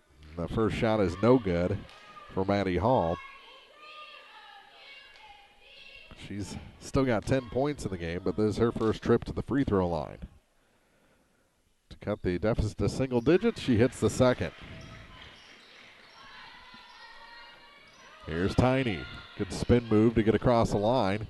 Past everybody to the hoop and in. Tynesha Henderson. It's a great drive there. She's got 6 points. Coast to coast. Here's Thurman on a runner. Little floater at the end of it was no good. And then the ball knocked out of bounds. And Kinsler, a little slow to get up. It's going to stay with Elsberry with 2:05 to play. Coach Cody Leonard from Monroe City checking out the action here after his team picked up a win. Steal by Rita Thurman. Now the ball goes to the floor, and the alternating arrow favors Silex. 1:56 to play in the fourth quarter. 43-32 is the Elsberry lead, the 3 seed leading the 6 seed. Rita gets it in to Gwen Gilbert. Gilbert gets it to Lexi Plackmeyer. She's going to try and go baseline. Pulls up, hits the bottom of the backboard, and is fouled. We'll shoot a couple of free throws here with 1:51 to play in the fourth. Lexi Plackmeyer at the line. The foul was the third on Tyra Henderson, number 43 in white. And the shot is good. 10-point deficit again. 7 points. Excuse me. Second shot is no good. But Silex keeps possession. Now, off that miss, Elsberry comes away with it. Tyra Henderson, her shot long on the near side, and a timeout trying to be taken by Silex. Now, Coach O'Haron has finally heard, and the clock stops with 1:32 to play. Silex ball when we come back. They trail Elsberry 43-33 in the opening round of the Clopton Invitational on Eagle 102. Clopton tournament action on Eagle 102 brought to you by Orff Construction, Twin Pike Family YMCA, and Nutrient Ag Solutions.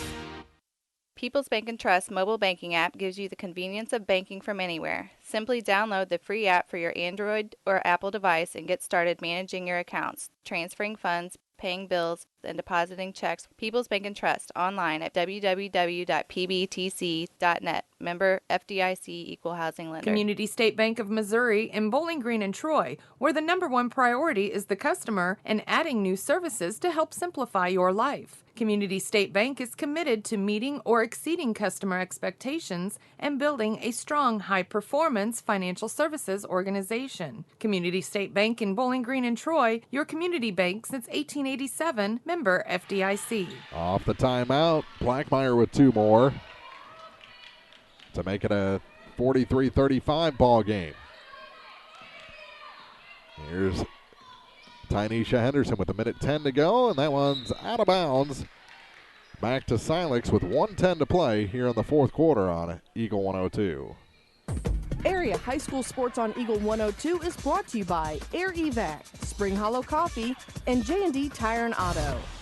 Silex with the ball. Thurlman works it down low, and the pass intercepted by Tyra Henderson.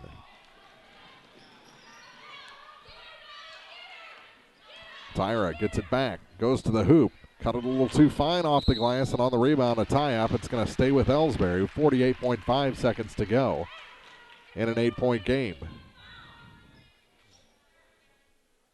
And we're going to have another timeout, as this time it's Elsberry calling the timeout. 43-35. They lead Silex here in the fourth quarter on Eagle 102. Coverage of the Clopton Invitational Tournament on Eagle 102 is brought to you by Mick Mailer & Sons Backhoe and Excavating and Lacrosse Lumber Companies in Bowling Green, Louisiana and Vandalia. Hi folks, this is Eric Schaefer.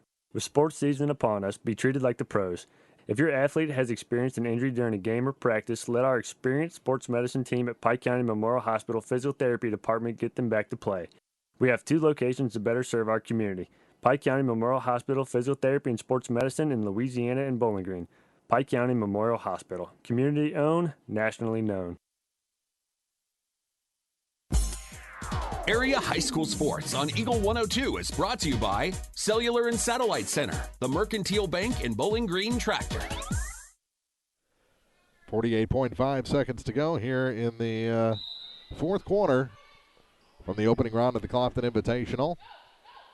Mark Froenig, Jim Ross, Marianne Everhart, all with you tonight on Eagle 102, the most complete coverage of the Clopton tournament. It's right here on KJFM, and a foul whistled off the inbound with 45 seconds even to go.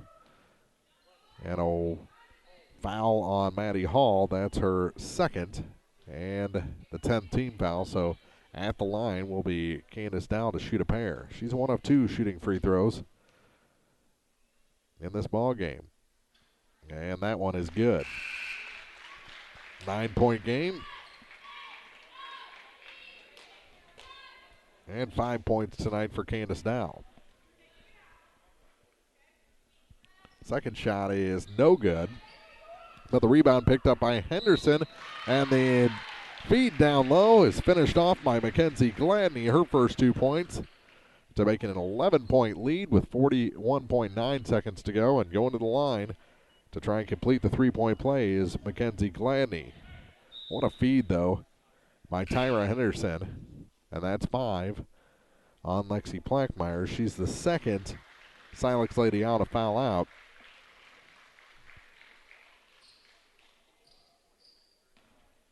It was just about 5 minutes ago, or 4 minutes ago.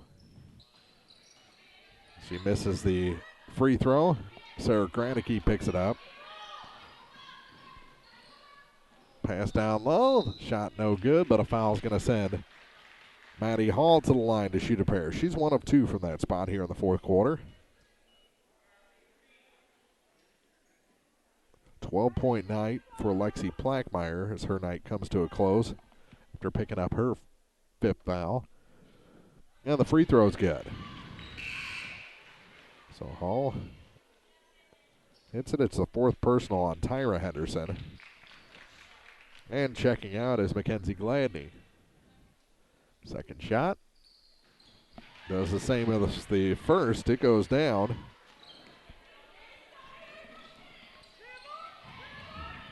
Down to 30 seconds to play. With it is Candace Dow. Gets across the line and now a foul. And 2 more free throws coming for Elsberry. And the foul's on number 22, Taylor Howard, her first.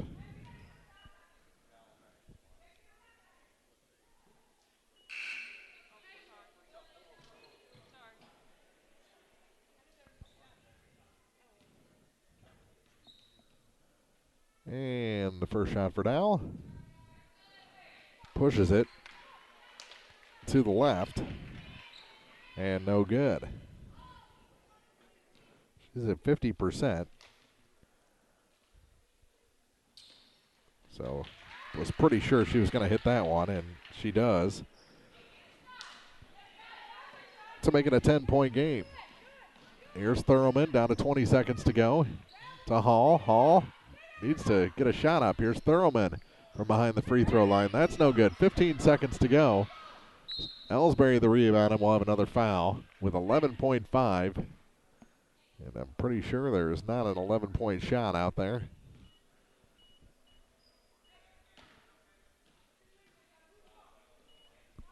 Let alone a 12 or a 13, depending on if Dow can hit some free throws here.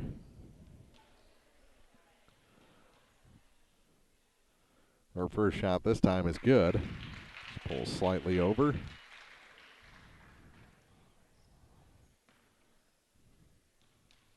Make it a 12-point lead.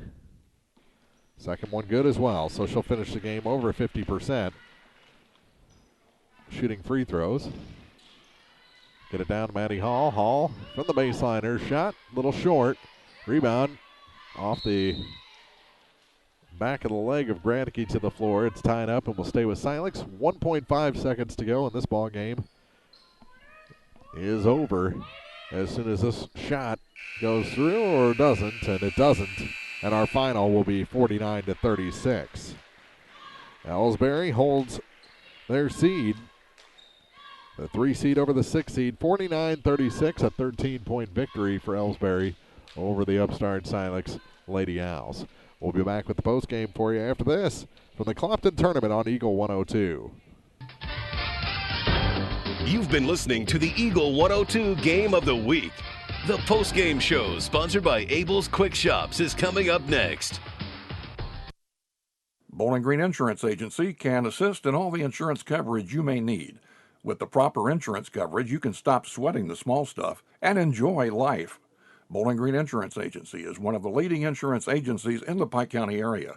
Give them a chance and they'll prove it. Call Fred Carlson and get a quote. Bowling Green Insurance Agency. Your car, your stuff, your savings. Combine your auto and renter's insurance with a call to State Farm Insurance agent Cindy Blaylock in Louisiana, and let Cindy show you how to put life back in your life insurance.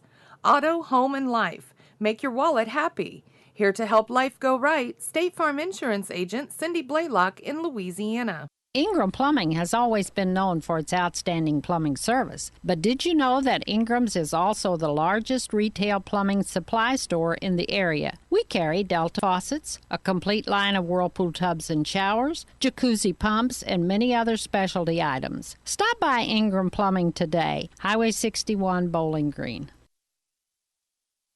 Eagle 102 Sports on KJFM is brought to you by Eolia Landscaping Supply, Meyer Implement in Calumet, Missouri. Time for the Eagle 102 post-game show, sponsored by Abel's Quick Shops. Final in this one, 49-36, the 3-seed Elsberry over the 6-seed Silex Lady Owls, and Elsberry did what they had to do. They played good defense, a little sloppy offensively at times, but they've got some shooters, and they can spread that ball around. Only one player for Elsberry finishes in double figures. Let's see here, 1, 2, 3, 4, 5, 6, 7, 9 different players score tonight for the Lady Indians. For Silex, through attrition, I think they had to get some other players into the scoring as they had 2 players foul out. Plackmeyer in the final minute, about 6 minutes left when Chloe Kenyon fouled out of the ball game. They end up with 6 different players scoring, 2 of them in double figures, and their scoring goes as follows. Maddie Hall with 13 points. She's the leading scorer in the ball game. 12 points for Lexi Plackmeyer. 5 points tonight for Sarah Gradicke, 3 for Chloe Kenyon, and then 2 each for Kate Kinsey and Rita Thurlman. For Elsberry, they're scoring 12 for Kylie Kinsler, including the first 8 points for Elsberry in the ballgame.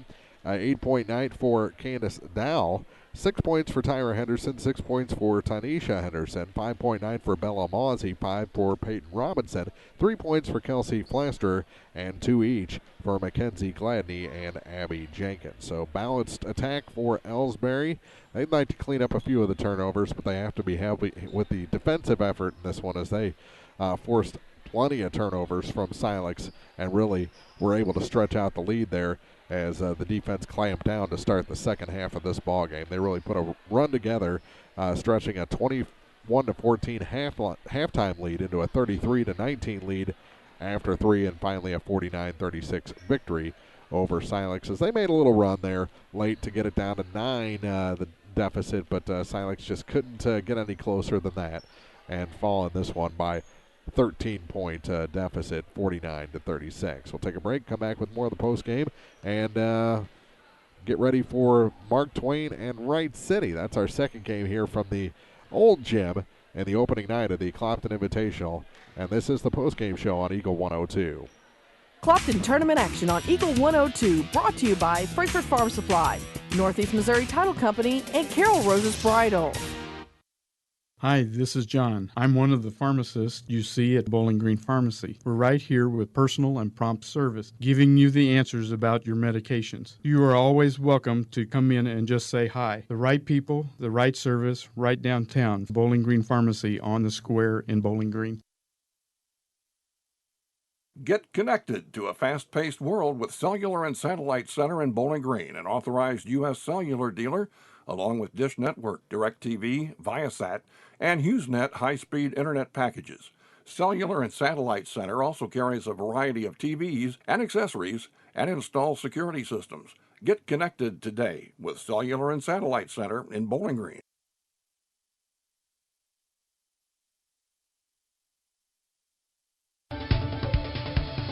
Time for the Eagle 102 post-game show, sponsored by Abel's Quick Shops. Final again in this one, 49-36, Elsberry over Silex over in the high school gym. The other opening round game, the early game, it was Monroe City, the top seed over Louisiana, 65-9. And that'll wrap it for the early game. We'll be back with the pregame between Wright City and Mark Twain after this on Eagle 102. You've been listening to high school basketball on KJFM Radio. Eagle 102 Sports coverage of high school hoops was brought to you by Abel's Quick Shops, Bank of Louisiana, Calumet of Missouri, Eolia Landscaping Supply, Hankey Construction, Bowling Green Chevrolet, the Bibb Beach Funeral Homes LLC, and Collier Funeral Home, Cellular and Satellite Center, Bowling Green Tractor, Brown's Processing and Smokehouse Meats, Community State Bank of Missouri, Kathy Clean, J&D Tire and Auto, Meyer Implement Company, County Market in Louisiana, Craig's Truck and Tractor Service, Quiver River Electric Cooperative, the Bowling Green Insurance Agency, Family Drug in Louisiana, the Bowling Green Pharmacy and Hearing Aid Center, by Ingram Plumbing, the Airyback Life Team, Liggins Flooring, Old Tops Pawn Shop, Midwest Pest Professionals, Mid-America Auto and Towing, the Pike County Health Department Home Health and Hospice, by State Farm Insurance Agent Cindy Blaylock in Louisiana,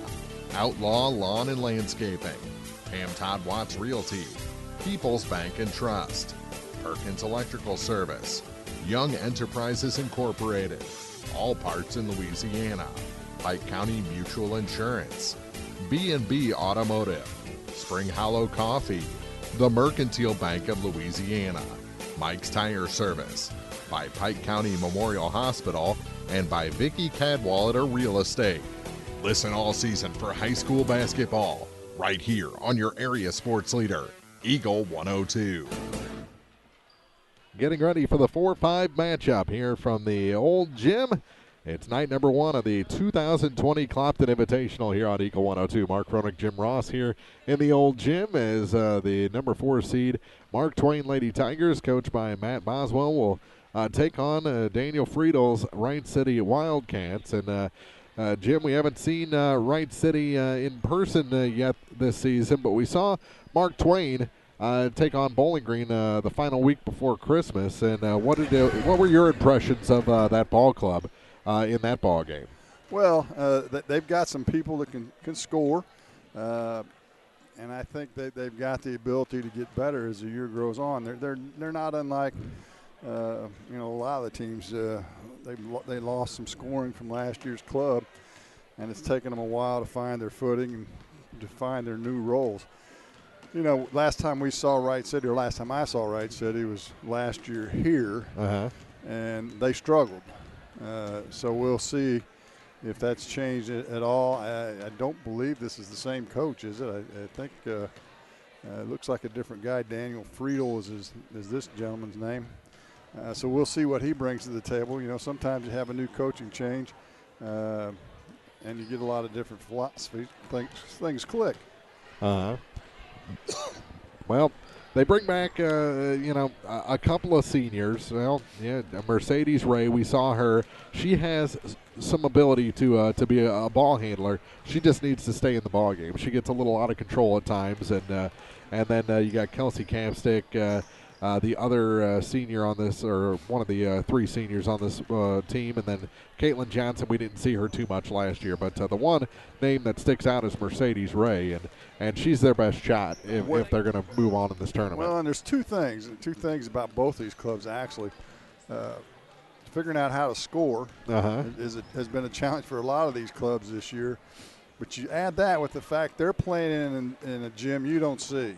You don't see a gym this size. You don't ever play in a gym this size unless you're here at the Bowling Green tournament in their middle school gym with no background or a close background, and the close wall and the restraining lines and all the stuff that comes into play. And the rims from 1984. Those things are the loosest. I think you could jump on it and still fall in the bucket if you got it right on the Yeah. So the environment is also a challenge. And then throw in just the size of the court, because when you're trying to press over in the big gym, it's a little more challenging than pressing in the small court. And so there are a lot of things. They'll be feeling each other out just watching tail end of that first game, it just looked like bodies on top of bodies, and I think you'll see more of the same here in this second ball game. It's Mark Twain, the 4 seed against the 5 seed Wright City. We'll talk more about it as we get closer to tip. Actually, we're pretty close to tip right now. We're about a minute and 45 seconds away. So quick break. We'll come back with starting lineups after this.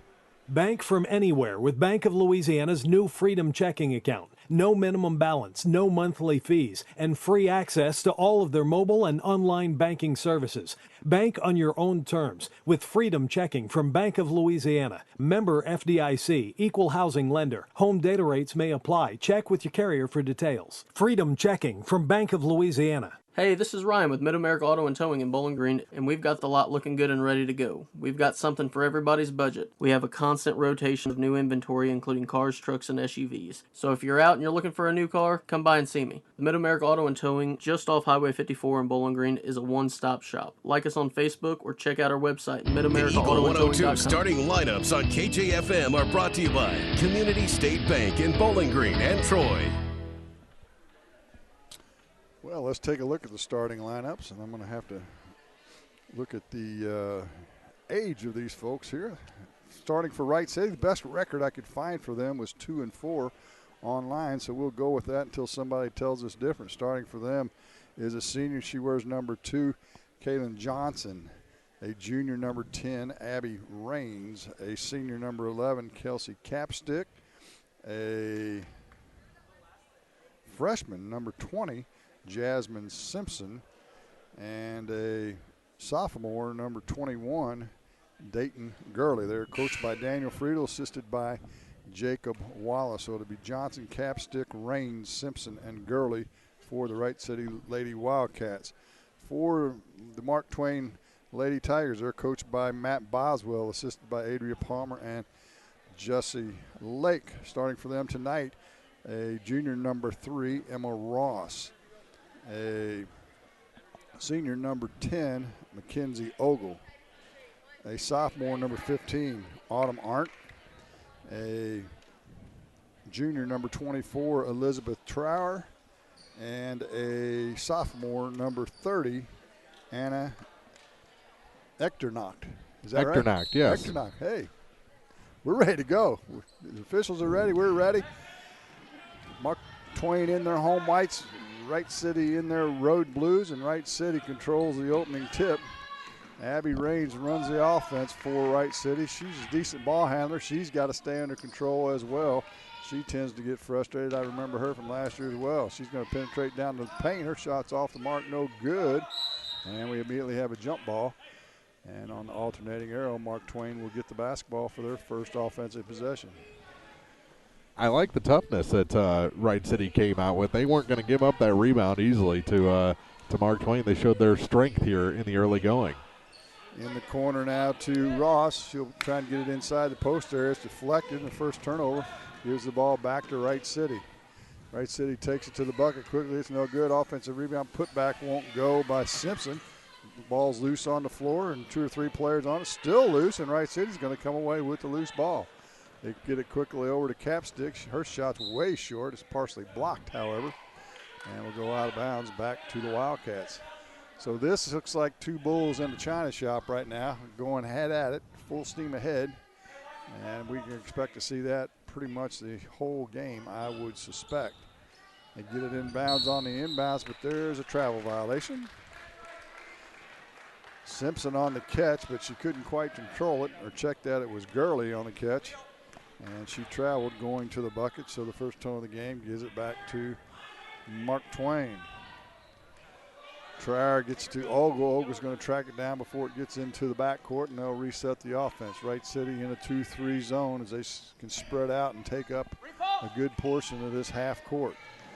Shot on the way now by Ogle from 3, and it's good. Mackenzie Ogle with the first 3 ball of the night and the first lead, and here comes the full court pressure. Now you're in the restraining area. And now the Coach Friedel is saying she wasn't behind the restraining line. I think the official may have got the restraining line wrong, actually, by looking at it. The inbounder just has to be behind the red line. Uh-huh. And then you can't throw it. The receiving team cannot receive it inside the red line, but he's going to stick with that because you don't have to be. No, he's going to give it back to Wright City. Yeah. So they've got that straightened out. Officials don't see restraining lines ever either, so Nope. it's not something new for just the players. Against the full court pressure, though, we've got a whistle and a foul over on the far sideline. And let's see who they call. It's on Trower. It'll be her first. Team's first foul of the ball game. We've played 1 minute and 30 seconds, and Mark Twain leads it 3-0. Raines gets it inbounds to Simpson. Simpson back to Raines at the 28-foot mark. Mark Twain in a 1-2-2 zone. It is stolen away and then turn around and throw it right back. Stolen by Wright City. Now it's loose on the floor again. Tracked down over the far sideline by Capstick. She nearly throws it away as chaos has ensued. Finally, Raines gets control, gets it to the far wing. Here's three ball on the way. Is good by Kelsey Capstick. And we're tied at 3. So all that matching 3 balls at the end. Yeah, let's just have a 3-point shooting contest, right? Skip pass to the near corner, 3 ball on the way. It's short, no good. Loose ball on the rebounds picked up by Mark Twain. And that's Autumn Hart with the putback. And her shot is good. And it's a 5-3 lead, Mark Twain. Again, full court 2-2-1 pressure by Mark Twain. Wright City still in the backcourt now. And loses the handle, and we've got a tie-up on the far sideline, and on the alternating arrow, Wright City will keep the basketball. You know, one thing we didn't mention was the difference in the lighting in here. It is dark in here. It is, and we talked about it having new lights at Bowling Green, and I think they got new lights over in the new gym a couple years ago here. And yeah, just walking from there to here, I went, oh my, it is dark. So Mark Twain turning up the pressure in the half court. Mark Twain maintains possession, drives right baseline. The shot is up no good. That's Capstick on the drive, and we've got a whistle and a foul. Foul's going to go on Echterhart. Or Echternacht. Echternacht. Yeah, see, you did the play-by-play in that game. You got this one figured out already, don't you? So to the charity stripe is Kelsey Capstick. I've got that one. She'll get 2 shots, I believe. First free throw's up and good. She'll get a second. Something I did see in the Elsberry Silex game, a lot better free throw shooting than years past in this gym. Yeah, that's usually a challenge with the close backdrop. And then you just jinxed her, the old broadcaster's jinx. So 5-4 our score. Mark Twain's still on top. Arndt now right wing to Ogle. Ogle, as they work around to Trower now on the far wing, back to Arndt. Head of the key to Ogle. Left wing now to Arndt. Skip pass across. Nothing doing there as it's corralled by Trower, and she'll dribble out between the circles and reset it with 4:45 to play. Now they get in the high post. Backdoor cut by Ross. Her shot won't go. But we got a whistle and a foul. That was a nice play. Got it in the high post to Echternacht. And she gave a good feed to Ross, and she'll be rewarded by free throws as the foul is going to go on Gurley, her first. First free throws up and good. One thing about the free throws here, though, Mark, as loose as these rims are, if you can just shoot it and get it on the front of the rim, it will trickle in. Mm-hmm. Ross's first one was nothing but net. And the second one's hard, way off the mark. Wright City with the rebound. Gurley into the front court now to Raines. Raines in a man-to-man defense now. Mark Twain, they steal it. Ross gets it ahead to Ogle. She'll take it to the glass. Her shot's up good. Count the bucket and the foul. Mackenzie Ogle with the bucket and a chance for the old-fashioned three-point play. She's already up to 5 points in this game with the tray earlier. That got Mark Twain on the board. Now adding 2. She could make it an even 6 from the line. Ogle's free throws in and out, no good, so the lead will stay at 4. That is the biggest of the game for either club. Wright City heads the other way, and Simpson got a little too quick for the basketball and carried it. And the turnover, the third, will give it back to Mark Twain. And that's another aspect to this. This floor is pretty old. Arndt double dribbled. She wanted to pass and grabbed it with both hands, and the recipient of that pass went the other way, and she double dribbled. So you're going to see a lot of carrying the ball and stuff like that as you really try and bounce it hard, and then you find a dead spot. And now good defense again by Ross on the steal. She'll take it to the glass, up and good. Emma Ross with 2 steals, and she's got the bucket. Now she steals it on the press, goes up, puts it up again. It's good, and they're going to need a timeout. Will Wright City, and they get one with 4:07 to play in the first. 12-4. Mark Twain on top. You're listening to Clopton Invitational on Eagle 102. Coverage of the Clopton Invitational Tournament on Eagle 102 is brought to you by Hayden's Motorsports, Craig Bowen CPA, and Rawls County Insurance. Hi, this is John from Family Drug in Louisiana. My coworkers and I live here. We raise our families here. We support our community and pay taxes here, just like you do. We want to be your pharmacy. We'll show you. We're the right people, the right service, right downtown. Family Drug, 3rd in Georgia and Louisiana. Area High School Sports on Eagle 102 is brought to you by Community State Bank of Missouri, Family Drug, and Pike County Health Department Home Health and Hospice. Hear all the action from the Eagle 102 broadcast booth, sponsored by Family Drug in Louisiana. 4:07 to play in the first. 12-4. Mark Twain on top. Mark Twain's coached by Matt Boswell. He's married to a Louisiana girl. I don't know if you knew that or not. We probably didn't talk about that at the Bowling Green game. No. It's a little Louisiana connection for Matt Boswell. Full court pressure again by Mark Twain out of the timeout. And they steal it again. Another turnover. They get it ahead. This time it's Ross up for the layup, and it's good. Got the assist from Trower. And turnovers starting to mount for Wright City as they're up to 6. Press giving them all kinds of trouble. They get it in the front court now. Now some space for Gurley. She'll drive baseline and throws it out of a trap. Tracked down by Simpson. She may have got away with a travel. She's going to the bucket hard, but she loses the handle. But on the way to the hole, it goes off the foot of Mackenzie Ogle, and Wright City will have it. Well, you got to say one thing. There's a lot of aggressive play by Wright City. For sure. They're taking it and going to the bucket. On the inbounds pass, that shot's up no good. Rebounds taken back and good by Kaylin Johnson. Her first bucket of the game. And it's 12-6. Back comes Mark Twain. Ogle now to the head of the key to Trower. Trower right wing now to Arndt. Arndt to Ogle as they work it around against this zone. 3 ball on the way off the mark from Trower. Loose ball rebound tracked down by Arndt. She'll get it back to Ogle. Ogle spins out of a double team. And Arndt will reset things with 3 minutes to play in the first quarter. 14-6, Mark Twain on top. Ogle now into the post, and Ross traveled. Took off on the run a little bit with that one. 4th turnover, we'll give it back to Mark Twain, or give it back to Wright City. Into the game now, Emily Evans is Hector Knock will take a seat for Wright City. Or Mark Twain. I'll get her straight here in a minute. And there's a travel. She did everything she could to keep that foot down. Didn't happen. She slammed on the brakes, but it was too late. Kind of like the brakes on my old car. They don't stop immediately either. So Mark Twain gets it back with 2:45 to play in the first. Arndt tries to get it down low, and it's going to be saved in bounds right into Ross's hands. She can't make it go. Her second attempt is up and good, however. Good offensive work on the glass by Emma Ross, and she's got 9, leads all scorers. Yeah, she's having a good half, and it's only the first quarter. Exactly. Wright City breaks the pressure now. Capstick gets it back to Raines. Raines now gets it into the high post. They get it down low to Capstick, and it's stolen away from her. Arndt heads the other way. They're on the run to Ross. She'll go to the glass, up, no good. There's a whistle and another foul.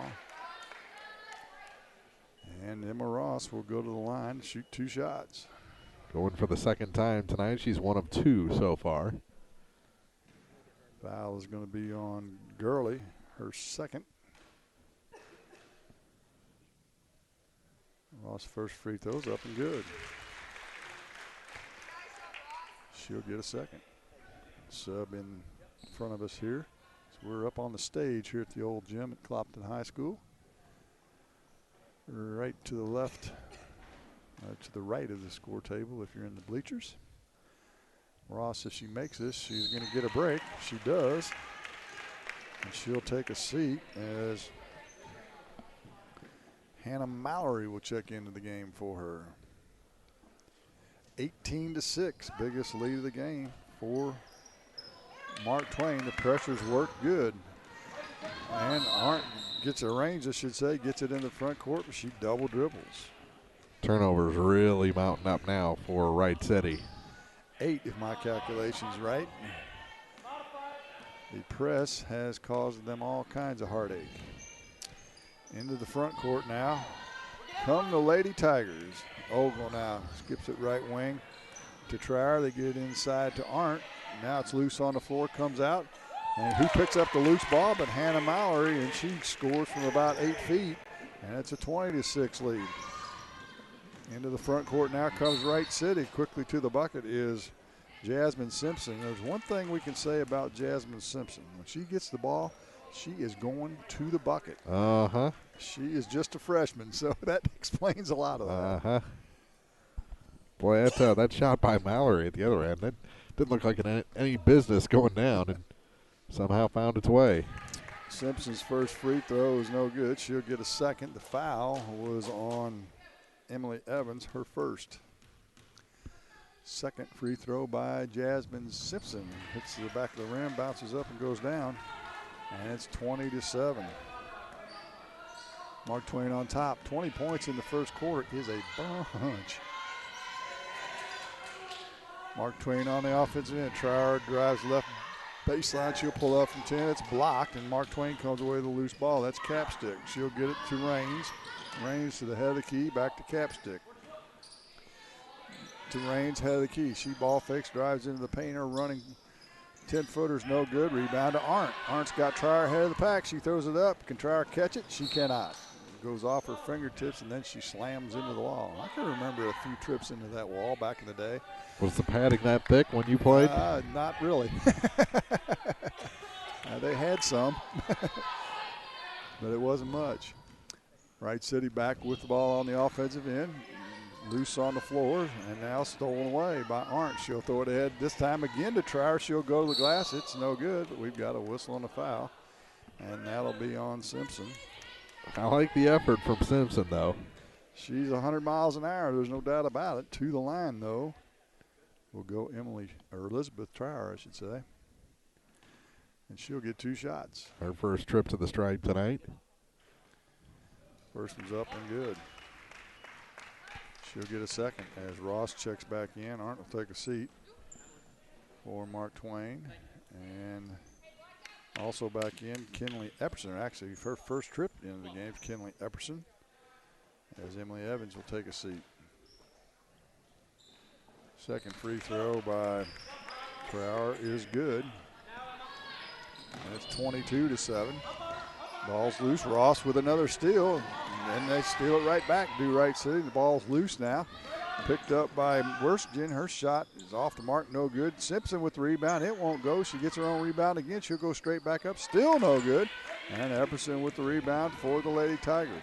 Down to 30 seconds. Let's see if they want to play for one. Ogle slow things down. Left wing now to Mallory. And stolen away to Simpson. You know where she's going. Straight to the glass. And it's up. No good. And off the offensive rebound, it's out of bounds back to Mark Twain. So they'll get it with 16.8 seconds to play. And a chance to score here yet before the end of the first quarter. Leading by 15. Down to 10. Trower to Ogle. Into Epperson.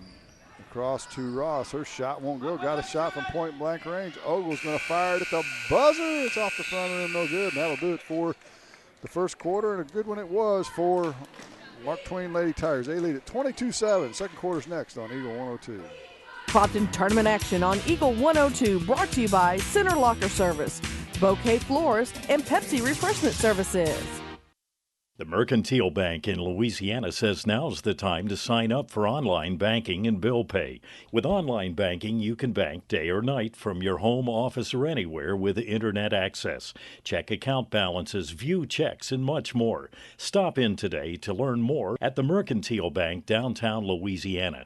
Your hometown bank, member FDIC, and equal housing lender.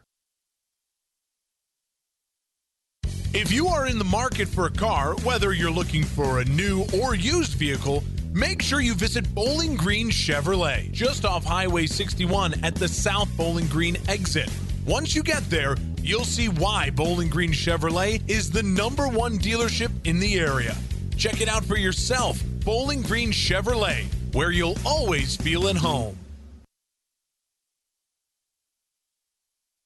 Eagle 102 Sports on KJFM is brought to you by Hinky Construction, Midwest Pest Professionals, and Perkins Electrical Services. Hear all the action from the Eagle 102 broadcast booth, sponsored by Family Drug in Louisiana. 22-7, Mark Twain leads it at the end of the first quarter. And Mark, it was an up and down, harem-scarum wild affair. You know, and if Wright City can get that shot measured in a little bit, and they may have better luck in the second half going the other way. I don't know, if it's that rim or whatnot, but then we really have a ball game. But Mark Twain's made the most of their opportunity and built themselves a 2-touchdown lead. Bunch of turnovers for Wright City in that first quarter. The press for Mark Twain has worked almost to perfection up to this point. We'll see what kind of adjustments Wright City makes in the second quarter as Mark Twain has it to start the quarter. And they get it to Ogle. She'll start it with the 3 from the head of the key. It's short, no good. Raines with the rebound. Into the front court for Wright City. Gets it over to Capstick, and it goes through her hands out of bounds. Another turnover by the Wildcats. Thinking about what she's going to do with that ball before she hauls it in. Arndt now left wing to Riley Waters. They try and force it inside. It's loose, stolen away by Capstick. So 5th turnover of the game for Mark Twain. Capstick into the front court for the Wildcats. Gets it to the head of the key to Chanel. To Arndt, or check that, it's Raines, and she's going to throw it to nobody, and it's out of bounds. Boy, these coaches are using those vocal cords, though, both ends. Yeah, it's the acoustics are so good in this gym too, right? Uh-huh. They try and force it inside. It's deflected out to Ogle for Mark Twain on the entry pass. Arndt now gets it in the high post, and they try and work it around now left wing to Ogle as they move it quickly against this zone. Waters now tracks down the loose ball, gets it to Ogle. She's under heavy pressure. She'll hand it back to Arndt. Arndt now to Waters, left wing. They get it in the post, or try to get it in the post. It's deflected out of the hands of Echternock, and will go out of bounds to Mark Twain. A little delay, while they retie some shoes. Now we're ready to go again. Ogle will trigger it in bounds for the Tigers. She'll look. She's got Waters. Now she'll drive baseline, tries to throw it inside to Echternock, and it's stolen away by Wright City. 6th turnover of the game. Back they come quickly.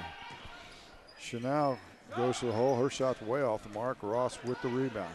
Ross will put on the brakes and slow things down. They'll try and set things up this trip down. Arndt now left wing to Waters. Waters to Ogle. Ogle penetrates down the paint. She gets banged. Shots up, no good, but we're going to have a free throw or two by Mackenzie Ogle. See if they call it in the act. And they do. So Mackenzie Ogle back to the charity stripe. She'll get 2 shots. 0 for 1 from that spot so far in the ball game. The foul's on Gurley, her 3rd foul. And Mackenzie Ogle, usually a pretty good shooter. First one's off the front of the rim. She'll get a second. So we've gone 1:39, and neither team has put a bucket in. Gurley will take a seat for Wright City. Caitlin Johnson will check back in. Trower returns for Mark Twain. Shot free throw's no good, but Echternock's there for the putback on the rebound. Wright City didn't block out. And first bucket of the night for Anna. And it's 24-7. Wright City into the front court again. They get it down low to Johnson. Her shot's off the glass and good. They beat the pressure that time. And Johnson found a wide open lane to the bucket. It's 24-9.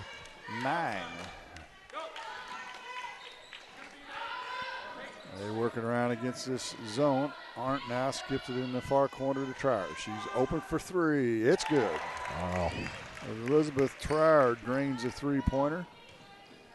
And the lead grows to 18, biggest of the game for Mark Twain. And it's stolen away by Ross. Haven't kept steals, but she's got a truckload of them. She'll go to the bucket. Her layup's up and good. And she's also got a truckload of points here in this first half. And we've got a whistle and a timeout on the floor. We'll step aside as well. 20-point lead, 29-9 for the Lady Tigers of Mark Twain. 5:22 to play in the half. You're listening to Clopton Invitational on Eagle 102. Coverage of the Clopton Invitational Tournament on Eagle 102 is brought to you by Bowling Green Ready Mix, Eolia Landscape Supply, and Alicia Koenig, RE/MAX Realty Agent. Abel's Quick Shops introduces the new Shell Fuel Rewards credit cards, now with even more ways to save with 2 great reward programs. Choose the Shell Fuel Rewards card or the Shell Fuel Rewards MasterCard and save 10 cents per gallon up to 20 gallons every fill-up, plus rebates on non-fuel purchases. Sign up at shell.us/get rewards from Abel's Quick Shops. We're just down the road. Eagle 102 Sports on KJFM is brought to you by Ingram Plumbing, Bowling Green Pharmacy, and Mid-America Auto and Towing. 29-9, the Mark Twain Lady Tigers out to a big lead here early in the second quarter. 5:22 to play in the half. And Wright City will have it out of the timeout. Ross putting pressure on once again at the half-court stripe. Raines picks up the loose ball in the front court and throws it away. Stolen by Trier. Another turnover. Trier's going straight to the bucket. It won't go. Ball's loose, and Ross, she's been a little hustle bug this game for sure. Picks up the loose ball for the Lady Tigers. They'll reset it now. Trier left wing. Holds it above her head onto the baseline to Ogle. Ogle gets it in the mid-post area. They work it back door to Arndt. Her shot up off the glass and good. Autumn Arndt's got 4. And it's 31-9. Holy smokes, who'd have thought this? Back comes Wright City. Shots up off the glass, no good. And Ross with the rebound. Nearly traveled, hands it off to Arndt at the last minute. And she'll walk it into the front court. Left wing to Trower. I'm not sure if this is a better Mark Twain team than we saw against Bowling Green or just having a better night. Well, they're certainly putting on a clinic right now as Ross gets the pass on the slashing cut down the paint and scores, and it's 33-9. Capstick from the right wing. It's short. Wright City can't buy a bucket, and it goes out of bounds. They've scored 2 points in this quarter. And are they going to say Mark Twain touched that last? I guess they are. They are going to say that. Back into the ballgame, Jasmine Simpson. And check out his Kelsey Capstick for Wright City. Raines will trigger it in bounds, right side of the paint. On the baseline, gets it into Simpson, and she immediately has it stolen by Ross again. Holy smokes. Where's our stat guy can tell us how many steals she's had. It's a boatload for sure, as are the turnovers by Wright City, actually. Mark Twain aren't with it now between the circles, down to 3:45 to play in the half. Trower in the corner. Back to Ogle. She'll fire a 3. It's no good. Arndt with the rebound on the weak side, up off the glass and good. She's got 6, and it's 35-9. She got a nice bump from her teammate right before she shot that, too. Wright City back into the front court. Johnson in the far sideline gets it to Chanel. It won't go. Rebound to Mark Twain. Ogle up quickly to Trier, and it nearly went out the door as it was too tall. So the 7th turnover gives it back to Mark Twain. Into the game. Mallory, Ross will take a seat. And she's probably wore out. She has been quite the little hustler tonight. Mallory, a sophomore, into the game for Mark Twain. Wright City into the front court now. Wirgen tries to force it inside, and it's off of Echternock and goes out of bounds back to the Wildcats. It Ector knocked her in the head. Yeah, she's like, where is it? Coach is hollering, pick it up. And she's like, I don't even know where I am. What are you talking about? Raines gets it inbounds. A 17-footer's on the way, no good by Chanel. Hector not going to get her second personal on the rebound. A ways from the bonus, though, as that's just the fourth team foul. And so Wright City will have it on the inbounds. They get it in. And it's nearly stolen by Mark Twain. It's loose. Simpson on a nice hustle. Gets it back. Gets to Worsgen. Worsgen got away with the travel. Now it's back to Simpson. She loses the handle. It's a hot potato. Arndt has it now. Arndt. She's going to take it straight to the glass. And then she's finally fouled by Range as Range came in late. And that'll send Autumn Arndt to the free throw line for the first time tonight. She'll get 2 shots. Abby Raines with the foul, her second. 2:43 to play in the first half. First free throw's no good. Arnold will get a second. Capstick back into the ball game for Wright City, and back in for the first time is Kenley Epperson for Mark Twain. Second free throw by Arndt off the front of the rim, no good. Loose ball rebound picked up by Wergersen of Wright City. They get it to Simpson. Simpson's going to the bucket. Ooh, nice spin move that time. She's got some skills. That was a sweet little reverse pivot by Jasmine Simpson. And a teardrop from about 10 feet. And it's 35-11.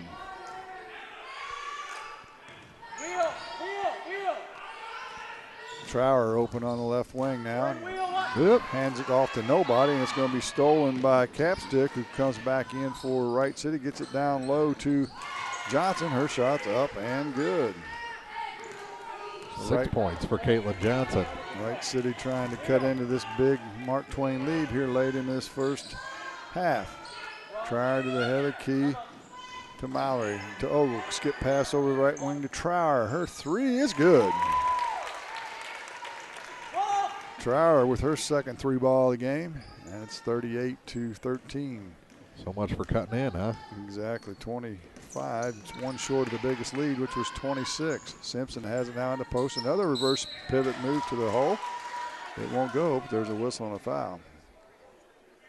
She is going to be a player. She's just a freshman. Foul's going to be on Ogle, her first. But Jasmine Simpson will go to the line, and she'll get 2 shots. First one's up and good. She'll get a second. Ross and Evans return for Mark Twain. Ogle and Arndt will take a seat in the final 1:31 of this half. Loose ball rebound on the floor after the missed free throw. They'll get it to Ross. She'll slow things down and get it to Trower. Trower will run the offense now with Art on the bench. Left wing to Mallory. Mallory in a double team. Gets it right wing now to Trower. Trower drives right baseline. Her shot's blocked. Stolen away by Wright City. They head the other way. Chanel throws it away. Back-to-back turnovers. Now Ross with a minute to play in the half. We'll give it back to Trower. Trower resets it right at the center court stripe. Right wing now to Evans as they work it around now to Trower on the left wing. Skip pass inside to Ross. She makes the catch right in front of the rim, up off the glass, and good. Emma Ross having a career night all in the first half. We're down to 42 seconds. The lead is 40-14. Did you think Mark Twain would put 40 up in the first half? I wasn't sure Mark Twain was going to win this game. What are you talking about? I thought the odds were pretty good, but I never dreamt it was going to be a differential like it is.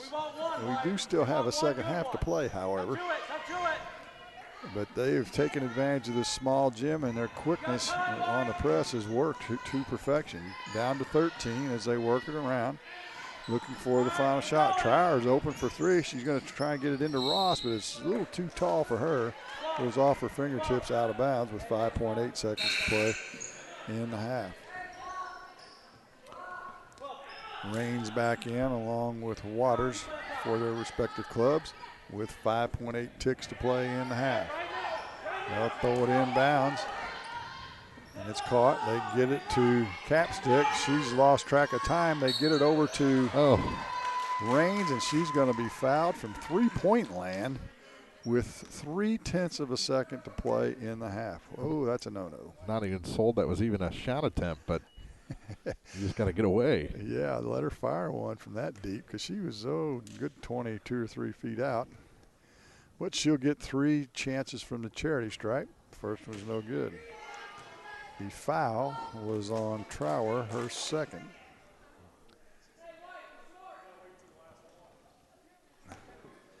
As a sub tries to come in, but they're going to make her wait until the last free throw. Drains the second. Now the sub can come in the game, and that's number 15, who is Ellie Rodriguez. I wonder if she's an exchange student. She's a short one, that's for sure.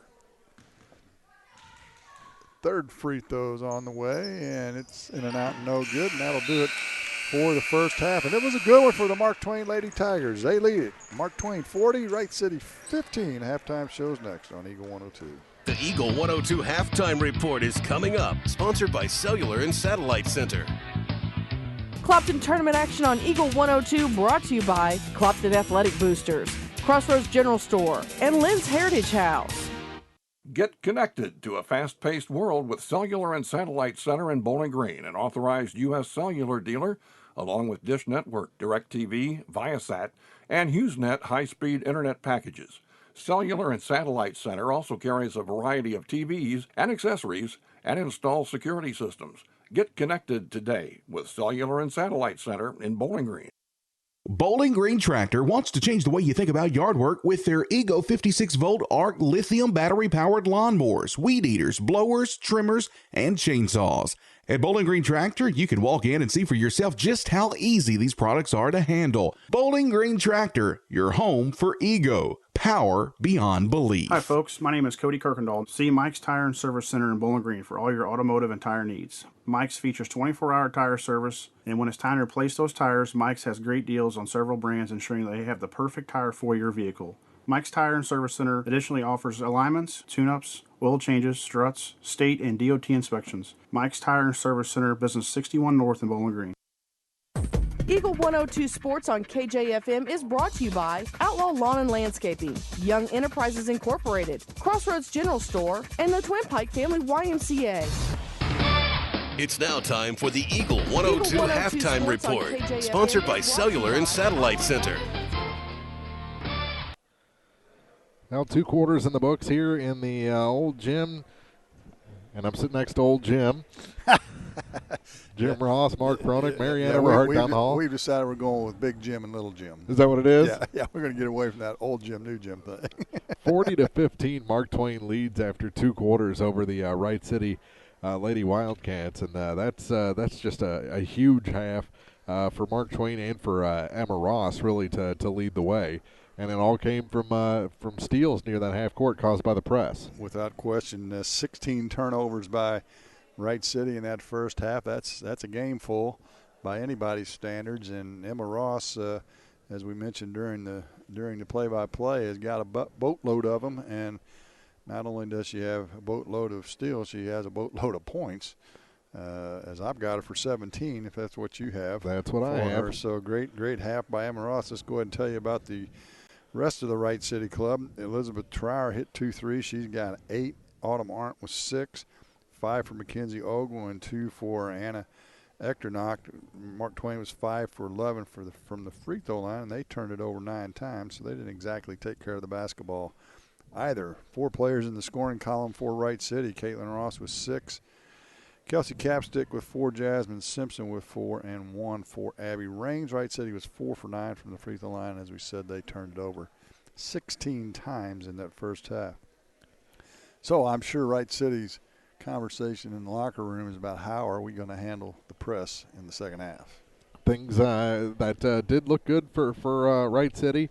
The freshman Jasmine Simpson, I think she's going to be a heck of a player if she continues to progress. I do too. She reminds you of a young deer that just wants to get out and run through the woods, because when she gets the ball, she wants to go to the basket. Well, that's one of those things that's hard to teach, is that aggressiveness. So she's already got that, and then she showed some moves in the paint with a couple of reverse pivots and moves up off the glass yeah, she's going to have a bright future for Wright City if she sticks with it. And she's got pretty good height for a freshman, too. She does. She does. I'm looking at their roster. They do have a couple of seniors that play quite a bit, but as a general rule, the players that play are a lot of them are sophomores and freshmen. So a lot of good things to come yet for the. That's a familiar script around here, isn't it? Isn't it though? It's uncanny. When I was doing the View for the Baseline preseason review, and you started looking at all the teams around the area that we cover, and even that we see, and that took in 14 teams. It was unbelievable the number of teams that lost either their top 2 scores, maybe their top 3 scores. All of them had some players that started coming back. But as you and I have talked during the broadcast, boy, that surely changes the dynamic when all of a sudden I was a role player last year. Now this year I got to be the guy or the girl to score when we need it. And boy, that's a whole different role, and a lot of these teams are having trouble adjusting to that this year. And we'll see if Christmas break did them any good. Yeah, and in the same vein, you were the player on your middle school team last year, and now you've got to be a bench player coming into your first varsity action. Yeah, and I like to tell the story that this you don't think about going from a JV game to a varsity game and the speed being that much different. But going back when Methuselah was a baby, when I played my first varsity game, going from as a freshman, we played Bowling Green, and people around the area may remember Melvin McPike. Uh-huh. I had to have 30 turnovers in that game, and our coach said, "You're going to learn. This is the speed. I'm not taking you out." So I made Melvin McPike an All-American that night. But it's all because of the speed. The speed's just so much. The game's so much faster. And as soon as these young players can slow the game down, I mean, you hear that a lot on national broadcasts. As soon as they can slow the game down a little bit, then that's when they'll really get good at it. And so they'll all learn. The question is, will they all get caught up to it before districts when things really get serious? Yeah, that's what we said in the pregame tonight. It really starts. The schedule really picks up now. You got a week's worth of games here, a week's worth of games at the end of the month at Bowling Green, and then all of a sudden you blink and it's district. So right, it's a flash now over the next month and a half, 2 months. I mean, and it's not just this tournament and the Bowling Green tournament. You've got Palmyra, you've got Highland. Yep. You've got 4 tournaments in 4 weeks here in January where everybody's playing a lot of games. Yep. In fact, I think Bowling Green got out of the Palmyra tournament this year because they had back-to-back tournaments, and boy, that's a tough 2 weeks when you got to play 3 games or 6 games in 2 weeks, 3 games a week. So, and then you really some of the teams have already played some of their conference schedule, but from that point on, it's all conference and leading up to the district. And I think the districts have been announced, haven't they? I thought I read that. I haven't looked it up yet, but I think the sites and who's where has been announced. Of course, those seedings won't come up until mid to late February. So, well, the team's just coming out of the locker rooms way down the hall. We'll take a break, come back with third quarter action after this. This has been the Cellular and Satellite Center halftime report on Eagle 102. Coverage of the Clopton Invitational Tournament on Eagle 102 is brought to you by B&B Automotive, Minnemeyer Orthodontics, and Vicky Catawalder Real Estate. Get connected to a fast-paced world with Cellular and Satellite Center in Bowling Green, an authorized U.S. cellular dealer, along with Dish Network, DirecTV, Viasat, and HughesNet high-speed internet packages. Cellular and Satellite Center also carries a variety of TVs and accessories and installs security systems. Get connected today with Cellular and Satellite Center in Bowling Green. People's Bank & Trust mobile banking app gives you the convenience of banking from anywhere. Simply download the free app for your Android or Apple device and get started managing your accounts, transferring funds, paying bills, and depositing checks. People's Bank & Trust online at www.pbtc.net. Member FDIC Equal Housing Lender. Hi folks, this is Eric Schaefer. With sports season upon us, be treated like the pros. If your athlete has experienced an injury during a game or practice, let our experienced sports medicine team at Pike County Memorial Hospital Physical Therapy Department get them back to play. We have 2 locations to better serve our community. Pike County Memorial Hospital Physiotherapy and Sports Medicine in Louisiana and Bowling Green. Pike County Memorial Hospital. Community owned, nationally known. High school sports on KJFM is brought to you by Pike County Mutual Insurance and Bank of Louisiana. Tomorrow night, men's opening round action from the Clopton Invitational, as here in the old gym will be Winfield and Louisiana. The 3-6 matchup starts things off at 6 o'clock. Then the 7:30 or the 7:20 game will be Mark Twain and Wright City. In the Dale Miller Gymnasium at 6 o'clock, it's Monroe City against Elsberry, the 1-8 matchup. And the late game will be number 2 seed Clopton against number 7 seed Silex. That's scheduled for a 7:20 tip down the hall. So there's our schedule for tomorrow. We're in the final games of night number 1, and a good start to the 2020 Clopton Invitational. It's interesting how the folks that run these tournaments put the times on the games. Usually there's an hour and a half between games, and how often do you ever see it on schedule? Right. Yeah, so we're going to go with hour and 20 games here at Clopton. So I would go, if I were you folks, I'd count on them being hour and a half games. If you're wanting to get here early, follow this schedule because you'll be here plenty early. But most of the time these games take an hour and a half to play or close to it. So we're about ready to go here in the second half. The Wright City Lady Wildcats will have it to start the half. They'll move from our left to our right on your radio dial if you're listening to us tonight. And Emma Ross just about picks up right where she left off. She tried to steal it, but it was saved or knocked out of bounds by her as Emily Chanel was able to block her off before she stole it. They'll get it in bounds. We'll take a look at the starting lineups as Capstick throws it out of bounds. It's Capstick, Chanel, Raines, Simpson, and Johnson for Wright City. For Mark Twain, it's Arndt, Ogle, Trower, Ross, and Echternach. It's the original starting lineup back in the game for the Lady Tigers. Trower gets it inside to Ross. She's on the block. Her shot won't go. Rebound by Raines for Wright City. She'll dribble it into the paint, goes up in a crowd. It won't go, but there's a whistle and a foul. And Abby Raines will go to the line for the first time in the second half. She'll get 2 shots. Just 1 point in the first half of this ball game. 1 of 3 shooting free throws. Ogle with the foul, her second. So Raines drops the first free throw right off the front of the rim. As we talked earlier in the game, she'll get the second. Got a pretty good looking stroke. That's nothing but net.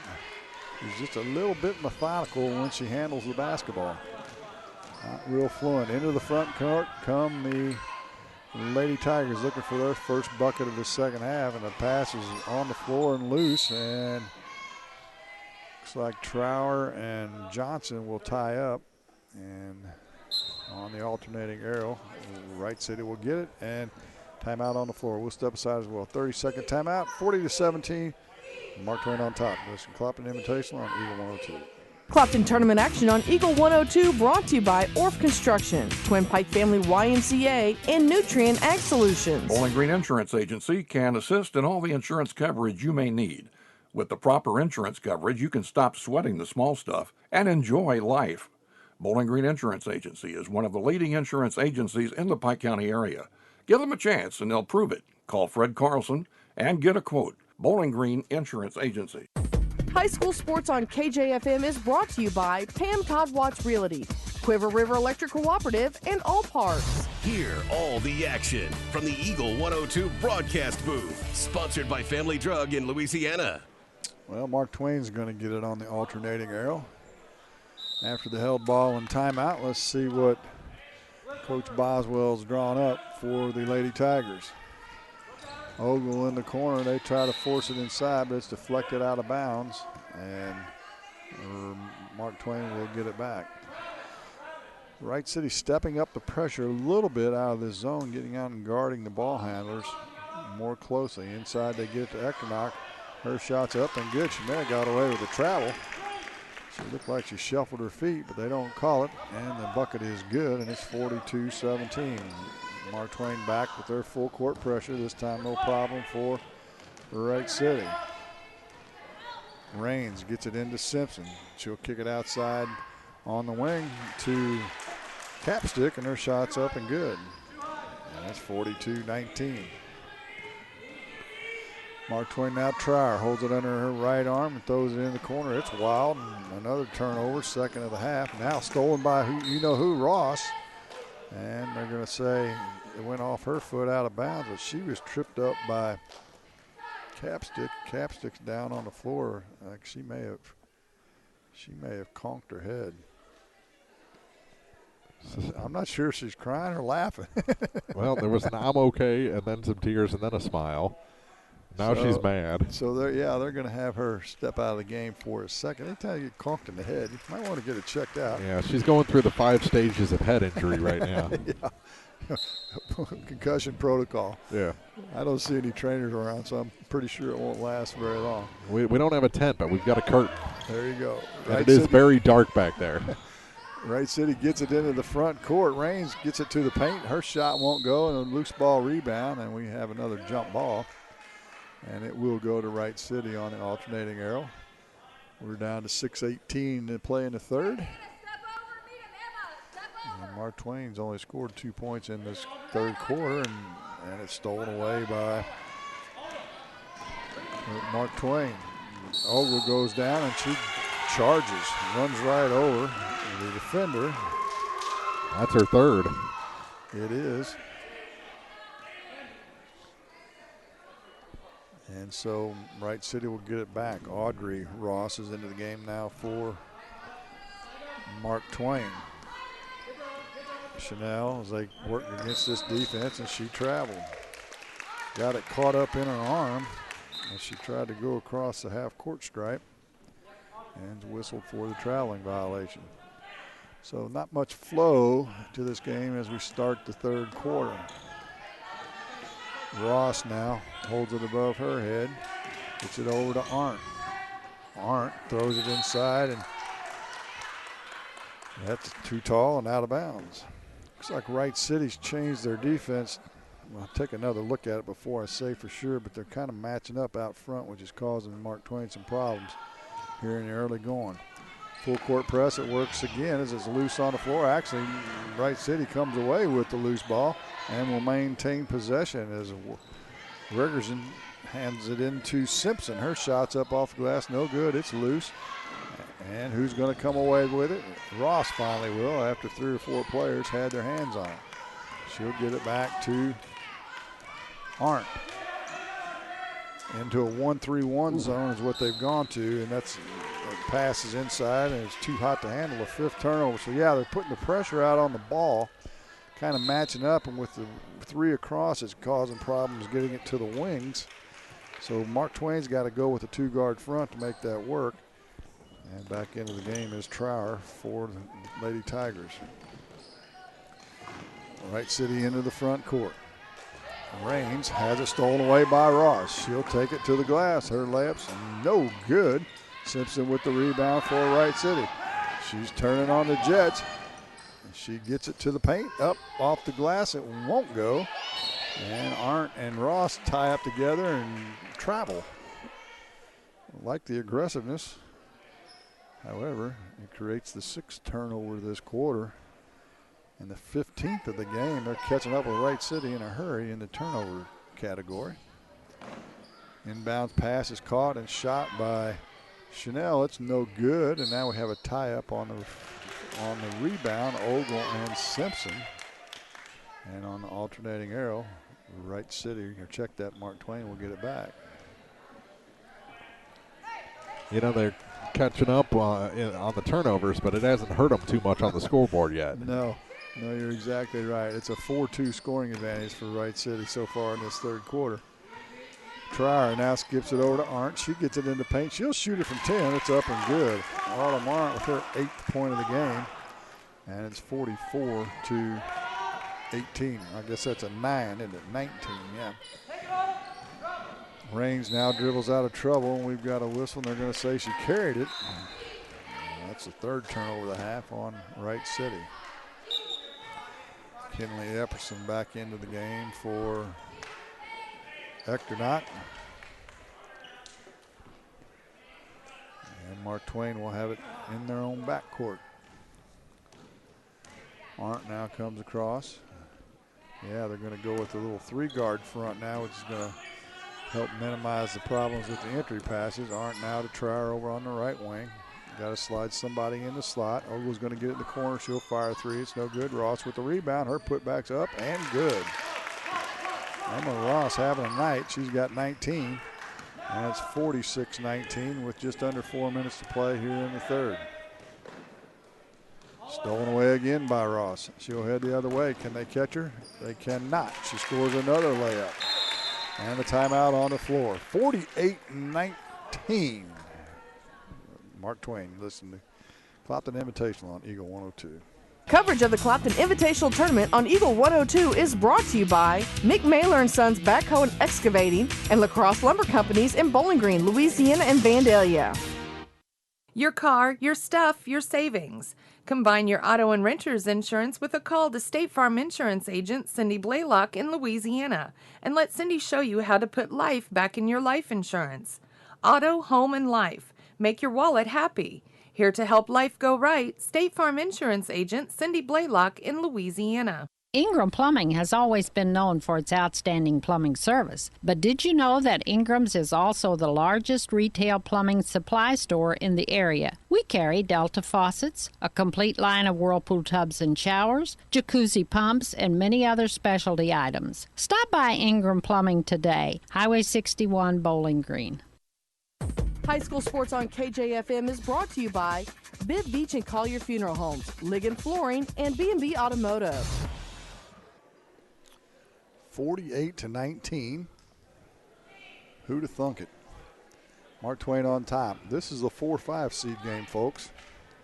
One would have expected it to be close, or at least competitive. But then you have a 20-plus point night for Emma Ross at the midway point of the third quarter, and that's been a big part of the difference. Without question. They backed off the full court pressure this time. Now they get it inside. Gurley will kick it to the left wing, and that shot's up and good. I didn't catch the player. Was that Chanel? I think it was. Her first bucket of the game. That's right. It's 48-21. Arndt now dribbles to the wing, gets it in the corner. They got to move it quickly into the post when that happens. Skip pass over the far sideline, but it's deflected by Capstick right in our line of sight and goes out of bounds back to Mark Twain. 3:12 to play in third. 48-21. Ogle triggered inbounds, free throw line extended, far sideline. She'll get it into Arndt. Arndt into the corner. There they go. Get it to Everson. She misses it from point blank range. It's no good. And it goes back to Wright City as Trier deflects the outlet pass. I think the shooter for Mark Twain didn't exactly realize where the basket was. She was so wide open, she freaked out a little bit, I think.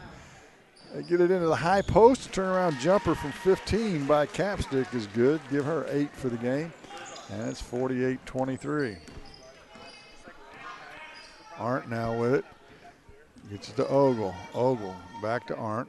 Arndt, cross-court pass. You can't do that. It's deflected out of bounds. It's going to stay with Mark Twain. That's too long a pass to throw across 2 or 3 players like that. She's going to have to take care of the basketball. Emily Evans will check in for Arndt with 2:30 to play in the ball game. Evans now into the corner, and they try and get it inside to Epperson, but it's deflected out of bounds. Mark Twain will have it underneath their own basket on the left side of the paint. Ogle to trigger it in. She'll skip it out. And they whip it around the horn. They'll get it to Ogle in the far corner for 3. That was the inbounds play. It's no good, but Ross with the offensive rebound. It won't go. Rebound's loose.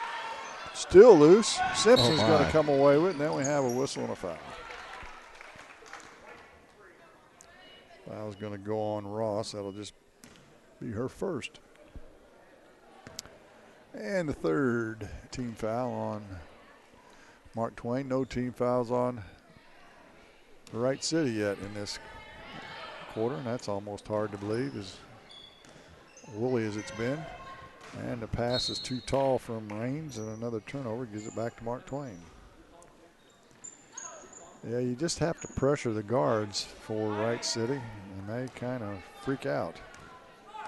Melt just a little bit. Into the front court now. Epperson in the corner, and she has it blocked and stolen away by Simpson. A good play by Simpson. They get it ahead to Raines. Her shot's partially blocked by Ross. She comes up with the loose ball. She'll get it to Trier, but she dribbled out of bounds on the far sideline. There's a effect of the old small gym.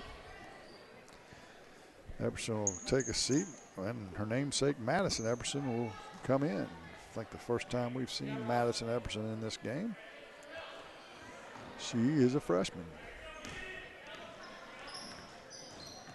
Wright City drives to the bucket. Nice move that time by Capstick from the right side. She went up with the left hand and scores the bucket, and it's 48-25.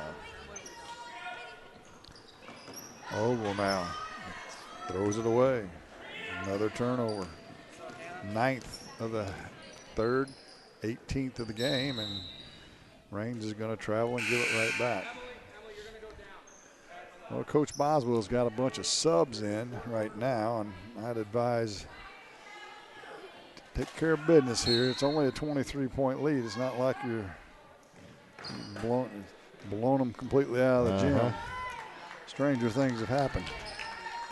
Yep, you had the chance to get this over 30. And right, that's exactly right. Didn't take it. Trier with it on the far sideline now. And they get it inside, and we've got a whistle and a foul. I think we're going to have a traveling call on one side, but a foul is called on Jasmine Simpson. And we're going to shoot 2 shots. I believe it's going to be Elizabeth Trier. They're going to talk about it. The Wright City coach says the travel call came first. Well, I don't know about that. I know the trail official was going to call traveling. And that's what they're going to change it to. So no foul. No shots coming. Instead, a turnover. Messed up our score sheets, what they did there. Right. Couple subs in. Caitlin Johnson returns for Wright City along with Emily Chanel. Capstick gets it into the front court, and Trier steals it. Gets it back to Ross. Ross is going to take it to the glass. Up, no good. Gets her own rebound. Her putbacks up. It won't go. She goes and gets her own rebound again, and now she's in trouble. And they're going to say she touched the ball. Might have had a little assistance doing that. It looked like to me.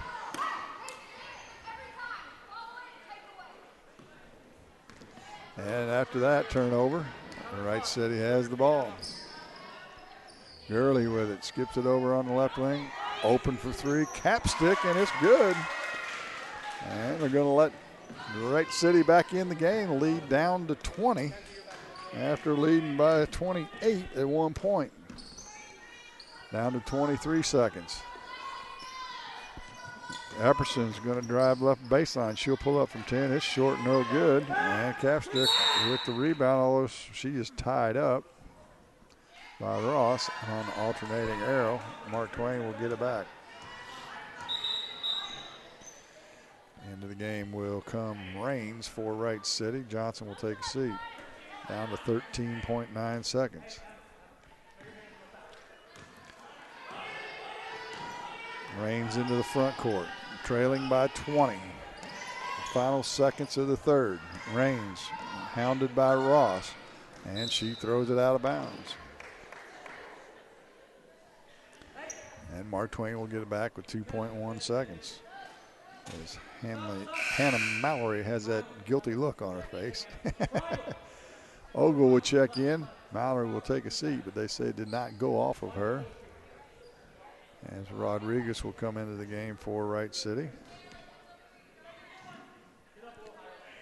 Let's see if Mark Twain can get a shot. Trier will get a shot at the buzzer. In and out, no good.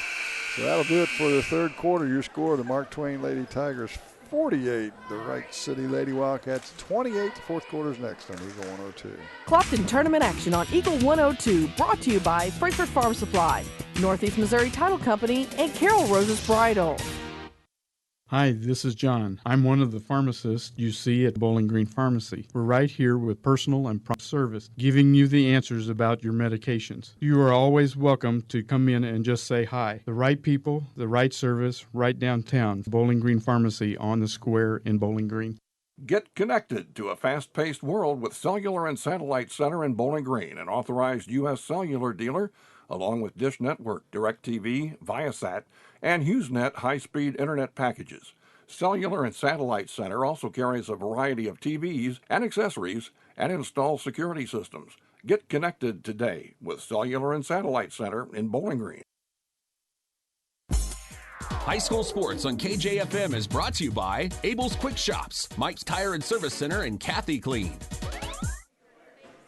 Welcome back to the 24th annual Clopton Invitational Tournament. Ladies' night tonight. And we're in the fourth quarter, about ready to start the fourth quarter as Mark Twain leads Wright City 48-28. I understand they're done over in the big gym. You've probably seen and heard what's going on. Mark and I have not yet. I took a peek, and it was all Clopton. I would guess that's true. They lob it back door to Eckersnock, and there's Simpson. Swats it out of bounds. What an athletic move. We've talked about her, and she's going to be a handful in the days ahead. Looks like the original starting lineups are back into the game for both clubs. Trier has it, and she'll give it off to Evans, and she's whistled for the travel. Now, Wright City outscores Mark Twain 13-8 in the third quarter, but still trail by 20. So it might not hurt them this game, but those kind of stretches are probably the difference between a team at the top of the conference and.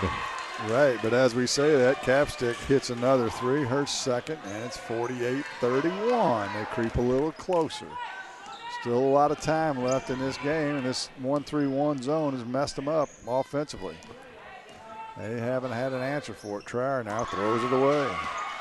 That's the 12th turnover of the half for Mark Twain. A shot by Wright City's no good, and who comes away with the rebound, but Trier, she dribbles through a double team. It's stolen by Wright City. They go back to the bucket. The shot's up, no good. Simpson with the rebound. Her putback's up and good. Boy, what a play to grab that over the top without making contact. So they're going to give a warning, and Mark Twain wants a full timeout. And we'll step aside as well. Don't go away, folks. It's down to 15, 48-33. High school sports on KJFM is brought to you by Abel's Quick Shops, Mike's Tire and Service Center, and Kathy Clean.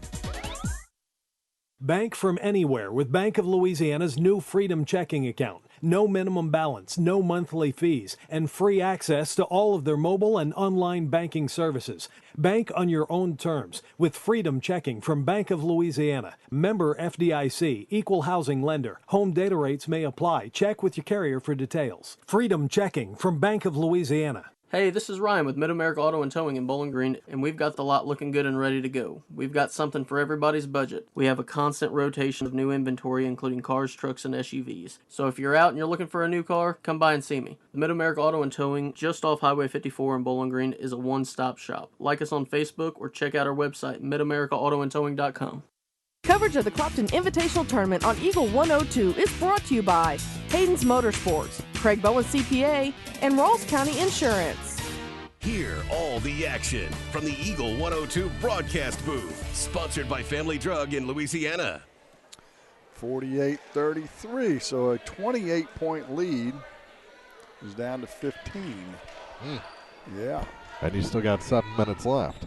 Here comes full court pressure now by Wright City. We haven't seen this in this game so far. Let's see how Mark Twain handles it. All right, gets it across the timeline. Here comes the double from behind. It's going to be deflected out of bounds. And they're going to call a foul on Simpson, and that's going to be, well, I don't know. I may have given her an extra one when it had all that confusion. Well, yeah, that was she had the foul that was wiped off on the traveling call. So that is just her second. So Mark Twain will get it at free throw line extended. They get it inbounds, no problem. Still in a 1-3-1 zone. It's that Mark Twain's had no answer for so far. Arndt penetrates in, gets it over to Trier. She'll fire a three. It's off the front rim, no good. The rebound's going to go out of bounds off of Arndt back to Wright City. Well, you got to penetrate the gaps on that 1-3-1 and make two people come and get you. Then you can get an entry pass.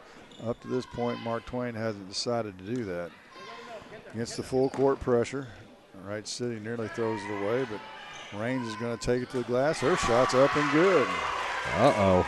And yes, we've got a ball game. You got Emma. You're fine. Bring it. Ivy. Down to 6:15 and the lead down to 13. We have a game on our hands. With the three-point shot, 13 points is not much of a lead with 6 minutes to go. Ogle in the high post area. Kicks it out to Trier. She'll pull up from 16. It's off the mark, no good. Long rebound picked up by Arndt. She'll throw it up wildly. It won't go, but there's Ross. Oh, from point blank range. She can't get it to go. And it's going to go off Wright City on the rebound. Back to the Tigers. Ogle had triggered inbounds. A little more enthusiasm out of the Wright City bench here late in this ball game. Arndt now to Ross. They whip it around to Ogle. She'll shoot a three, and it won't go. Saved in bounds, but Trier's already stepped on the end line. And a 7-0 run to start this fourth quarter has turned this into a basketball game. Here comes some more full court pressure by Mark Twain. Capstick in the backcourt. Gets it to Raines, and she traveled. Took off and running when she caught it instead of dribbling it. Yeah, that pressure. Wright City just continues to have troubles with it. Got to get somebody in the middle of the court and break it down. Trier dribbles into the front court to Arndt, far sideline now to Ogle. They try and get it inside. It's deflected and stolen by Girl. She'll head the other way, gets it to Raines. She'll turn around and hand it to Simpson. She'll go up in a crowd. It's no good, but we've got a whistle and a foul. And Simpson will go to the free throw line and shoot 2 shots. Foul is going to go on Echternach, her third. And Simpson to the free throw line for 2. First one's good. She'll get a second. 48-36. Second one's good as well. Wright City feeling her oats. Lead is down to 11. Can they get it under 10 the next trip down? And Mark Twain needs a bucket in the worst way. They haven't scored in this quarter. They throw it over the top, and it's tracked down by Echternach. She'll hand it off to Ogle. Boy, they had Trower back door for an easy 2. Never saw it. Trier now to Arndt. Arndt now as they play a little pitch and catch. It's deflected and stolen away again. Range with it. She crosses over, goes to the glass. It won't go, but she travels.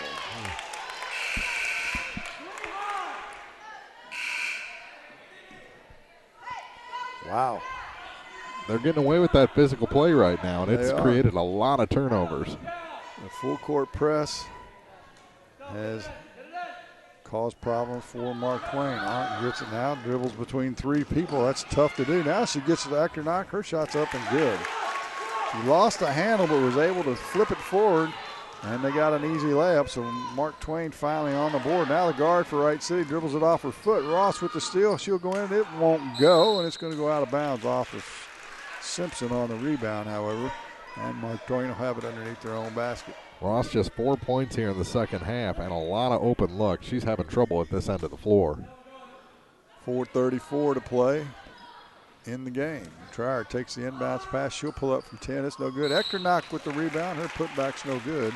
Well, we've got a whistle and a foul. If that's on Gurley, that's her 4th.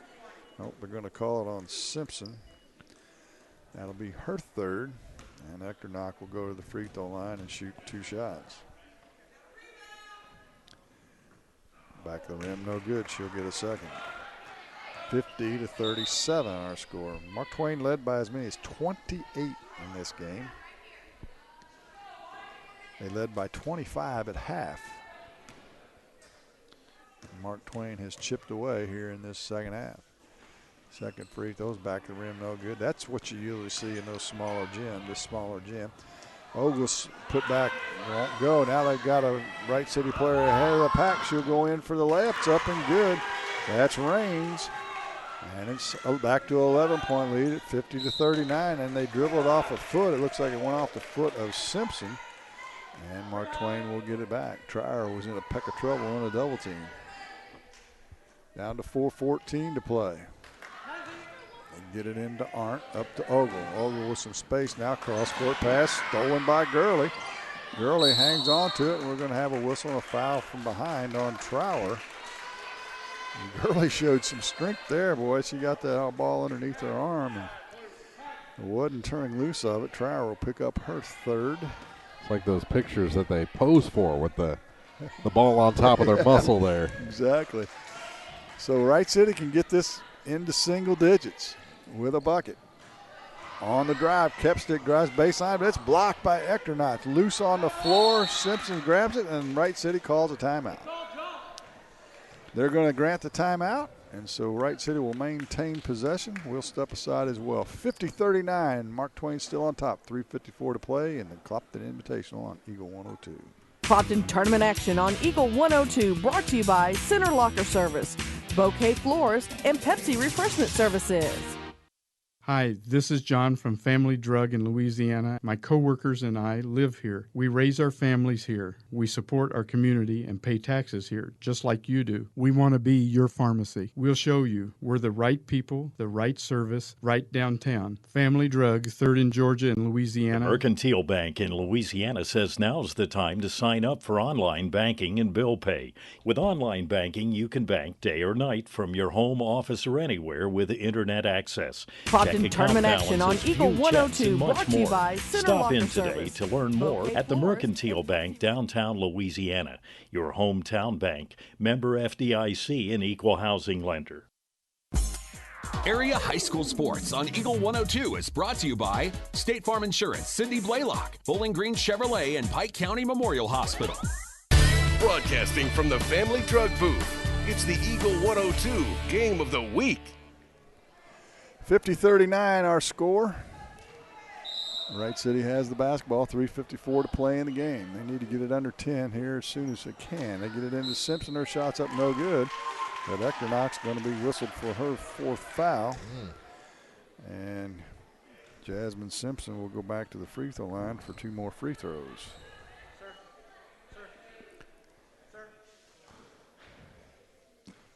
Letting them shoot free throws with no time running off the clock's not the plan. As Simpson's found the range from the free throw line. She'll get a second. Yeah, she was just 50% in the first half.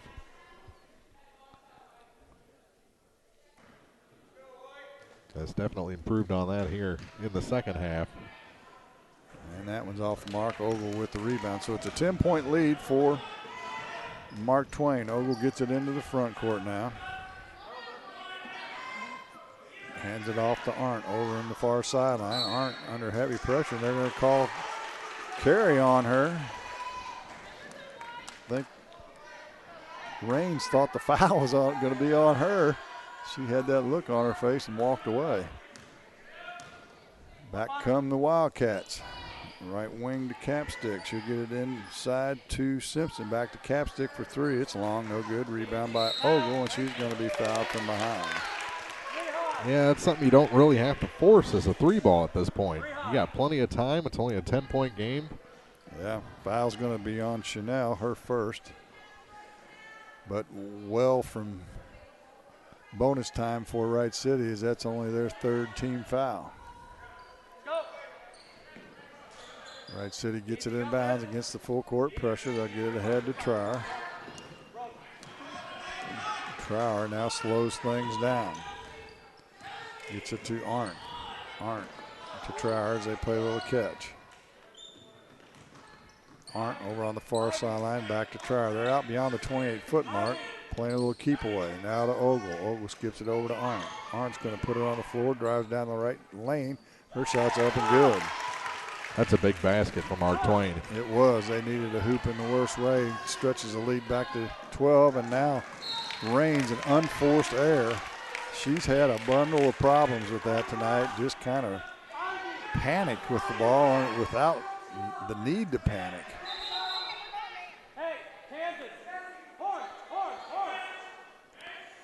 And everyone's hollering, and I don't know how anybody heard anything anyone said. Wright City gets it in. Ross gets it right back to Ector. Knocker shots up and good. So now Wright City's kind of settled things with 2 easy baskets here in the last 30 seconds, and they lead at 54-40. Gurley skips it out to Chanel. Her 3 ball, they're going to say it was a 2, is good. And it's 54-42. Up to Trower. Trower got a little 2-on-1. Throws it to Eckernach. She saves it to Arndt. And a fortunate bounce for the Lady Tigers. Trower now spins out of a double team. Now she's going to have some space to go to the hoop. She does, but she's going to be fouled by Simpson. That'll be her 4th. And it'll be a 1-on-1 free throw opportunity.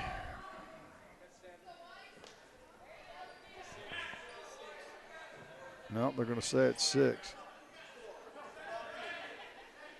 Yeah, it's just a 14 just foul. Just a 14 foul on Wright City. Yeah, the official was asking if a 6 had me convinced.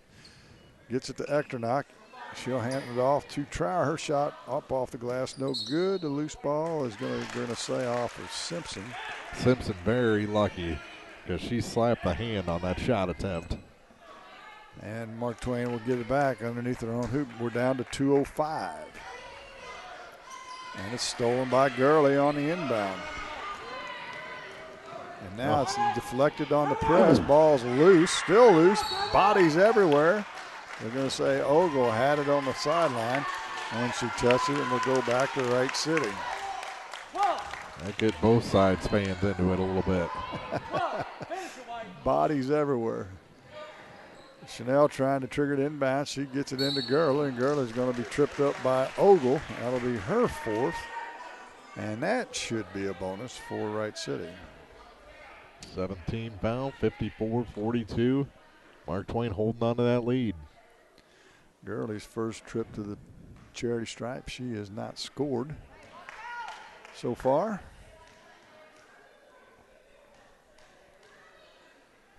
Down to 1:54 to play. First free throw's no good. Ross with the rebound. She turns it on up the near sideline and then puts on the brakes. And Arndt is going to be fouled. Abby Raines going to pick up the personal, her 3rd. Well, excuse me, 4th. That's the 5th team foul. No, it was her 3rd. If Wright City's going to go to fouling, it won't work. You can't do it with a lead of 12. You got to steal the ball and get the lead into single digits. But just as I say that, they throw it into Arndt, and she goes straight to the hoop, uncontested for a layup. She's got a dozen. Back comes Wright City. They trail by 14. They get it inside. The shot's up off the glass and good by Raines this time. Good backside look by Gurley. And it's 56-44. Full court pressure again by Wright City. Arndt gets it into the front court. They've got her trapped and timeout Mark Twain. 1:18 to play in the ballgame. 56-44. Mark Twain leads it. Listening to Clopton Invitational on Eagle 102. Coverage of the Clopton Invitational Tournament on Eagle 102 is brought to you by Bowling Green Ready Mix, Eolia Landscape Supply, and Alicia Koenig, RE/MAX Realty Agent. If you are in the market for a car, whether you're looking for a new or used vehicle, make sure you visit Bowling Green Chevrolet, just off Highway 61 at the South Bowling Green exit. Once you get there, you'll see why Bowling Green Chevrolet is the #1 dealership in the area. Check it out for yourself, Bowling Green Chevrolet, where you'll always feel at home. Abel's Quick Shops introduces the new Shell Fuel Rewards credit cards, now with even more ways to save with 2 great reward programs. Choose the Shell Fuel Rewards card or the Shell Fuel Rewards MasterCard and save 10 cents per gallon up to 20 gallons every fill-up, plus rebates on non-fuel purchases. Sign up at shell.us/get rewards from Abel's Quick Shops. We're just down the road. Area High School Sports on Eagle 102 is brought to you by Air Evac, Spring Hollow Coffee, and J&D Tire and Auto. 56-44, Mark Twain leads it. They have the ball after the timeout. Rossville triggered in right down below us here. Up on the stage here, Little Jim. They throw it inbounds to Arndt. Arndt spins around and looks for some open space. And will hand it to Ogle. Ogle on the dribble. Looks like Mark Twain's going to try and play keep away. Wright City in a man-to-man defense this time. Ogle has it now, and she'll be fouled. Just the 16th foul. That's on Chanel, her second. So no free throws yet for the Lady Tigers.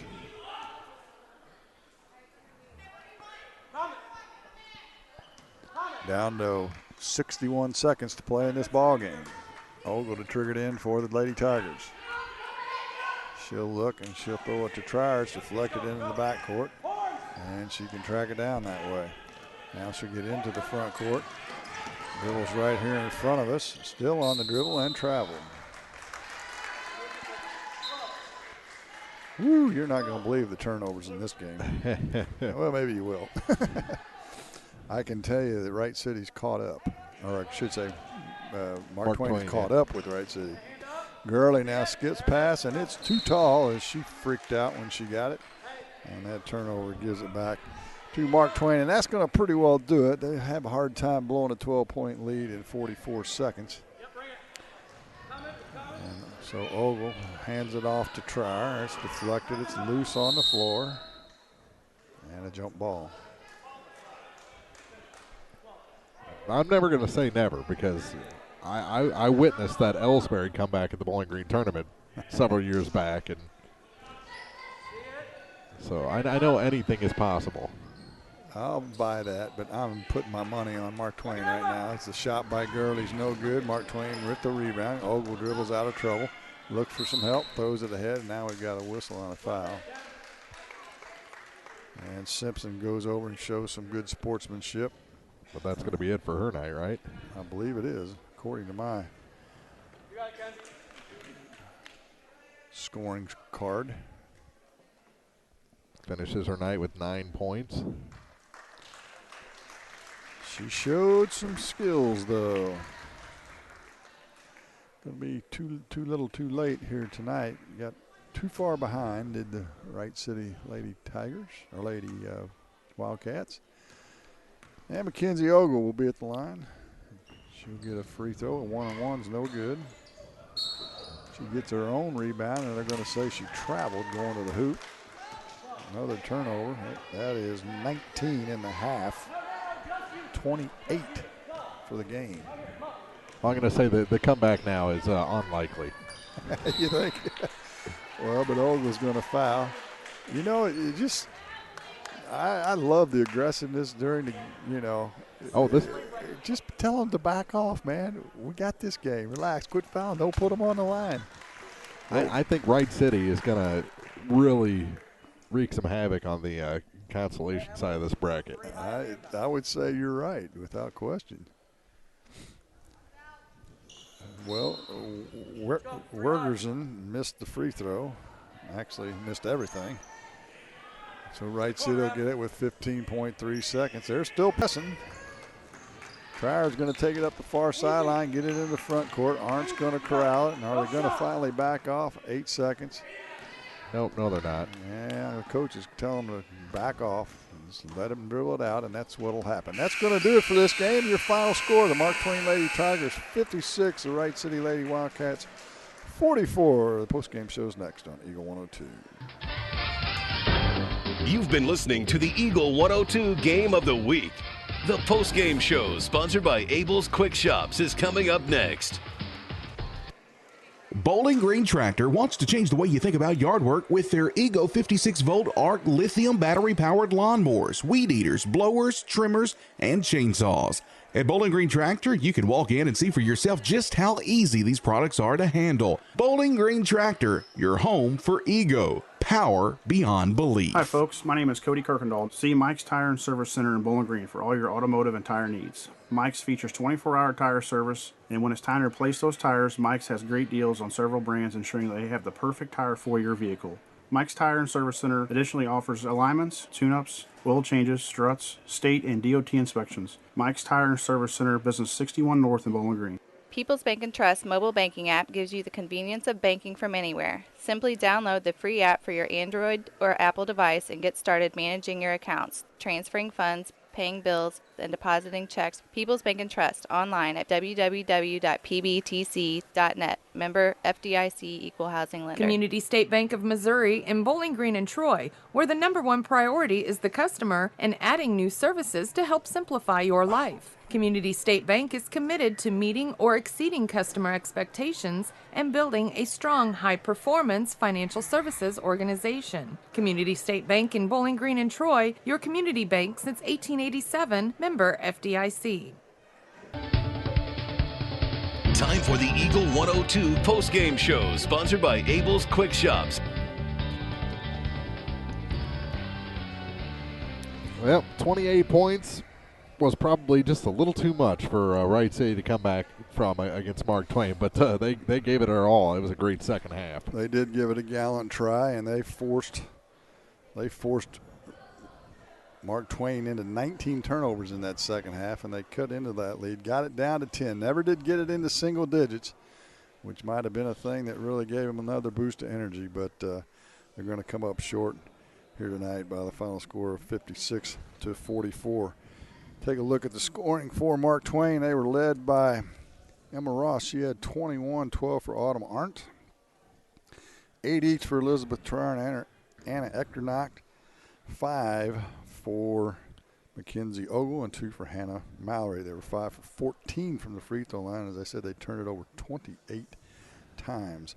For Wright City, Kelsey Capstick had a really good second half. She finished with 16, 9 for Abby Raines, 9 as well for Jasmine Simpson, 6 for Caitlin Johnson, 4 for Emily Chanel, and they were 9 for 18 from the free throw line. So both teams can work on their free throws. They turned it over 26 times in this game. So a ton of turnovers by both clubs, but Mark Twain advances on, and that's kind of all that matters, is it not? Exactly, with a 56-44 victory over the 5 seed Wright City. Looked like it was going to be a blowout in the second half.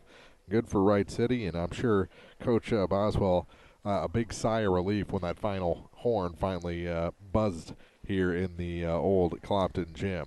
The other games tonight, our early game here in the old gym, Elsberry hangs on for a 13-point win, 49-36 over the 6 seed Silex. They'll take on Clopton on Wednesday in the Dale Miller Gymnasium. The Hawks beat Winfield 62-19, the 2 over the 7 there. And the first game of the night over in the Dale Miller Gymnasium saw the #1 seed Monroe City Panthers defeat Louisiana 65-9, the final in that one. So it'll be Monroe City and Mark Twain in the semifinals. That's at 6 o'clock on Wednesday. And then Clopton and Elsberry will do battle once again here in the Clopton tournament in the semis, coming up at 7:20 on Wednesday. Here in the old gym, the consolation semis on Wednesday, we'll have Louisiana, the 8 seed, taking on Wright City. The 5 seed, that's the 6 o'clock game. The 7:20 game has number 7 seed Winfield in their home whites against the 6 seed Silex. They'll be wearing their road greens. Chalk. You know what they call that? Seeds win as they're supposed to tonight. Exactly. So someone did their homework in this one. No upset so far. So, hey, we'll see what happens tomorrow night. We'll have another full slate of games for you right here from the 24th Annual Clopton Invitational, and I've never seen a gym clear out as fast as this one did. Yeah, it is. It is empty, and I'm sure they're about 45 seconds from turning out the lights. They're kicking us out. So men's opening round tomorrow night. We'll start at the early games. Again, 6 o'clock games here in the old gym, Winfield, Louisiana. And the early game in the high school gym, Monroe City and Elsberry. That's the 1-8. Then the late games in the old gym, 4-5, Mark Twain against Wright City, and 2-7 in the high school gym between Clopton and Silex. So our pregame will start at 5:45.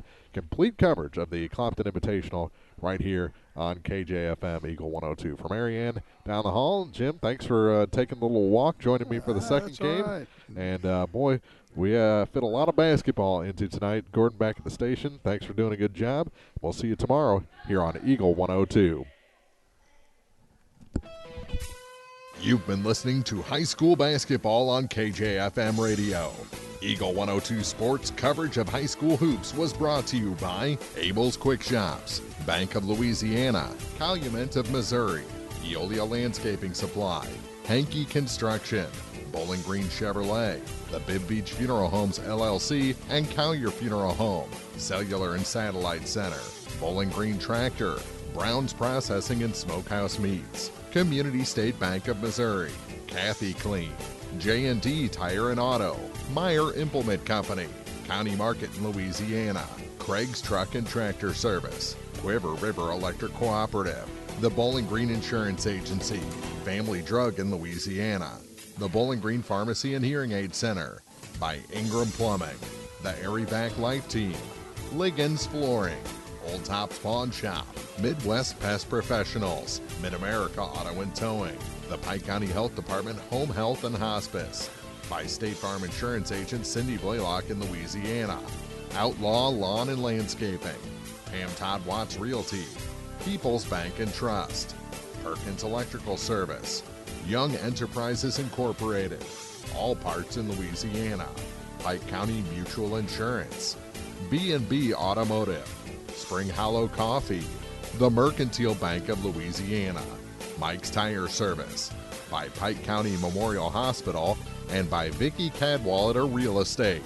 Listen all season for high school basketball, right here on your area sports leader, Eagle 102.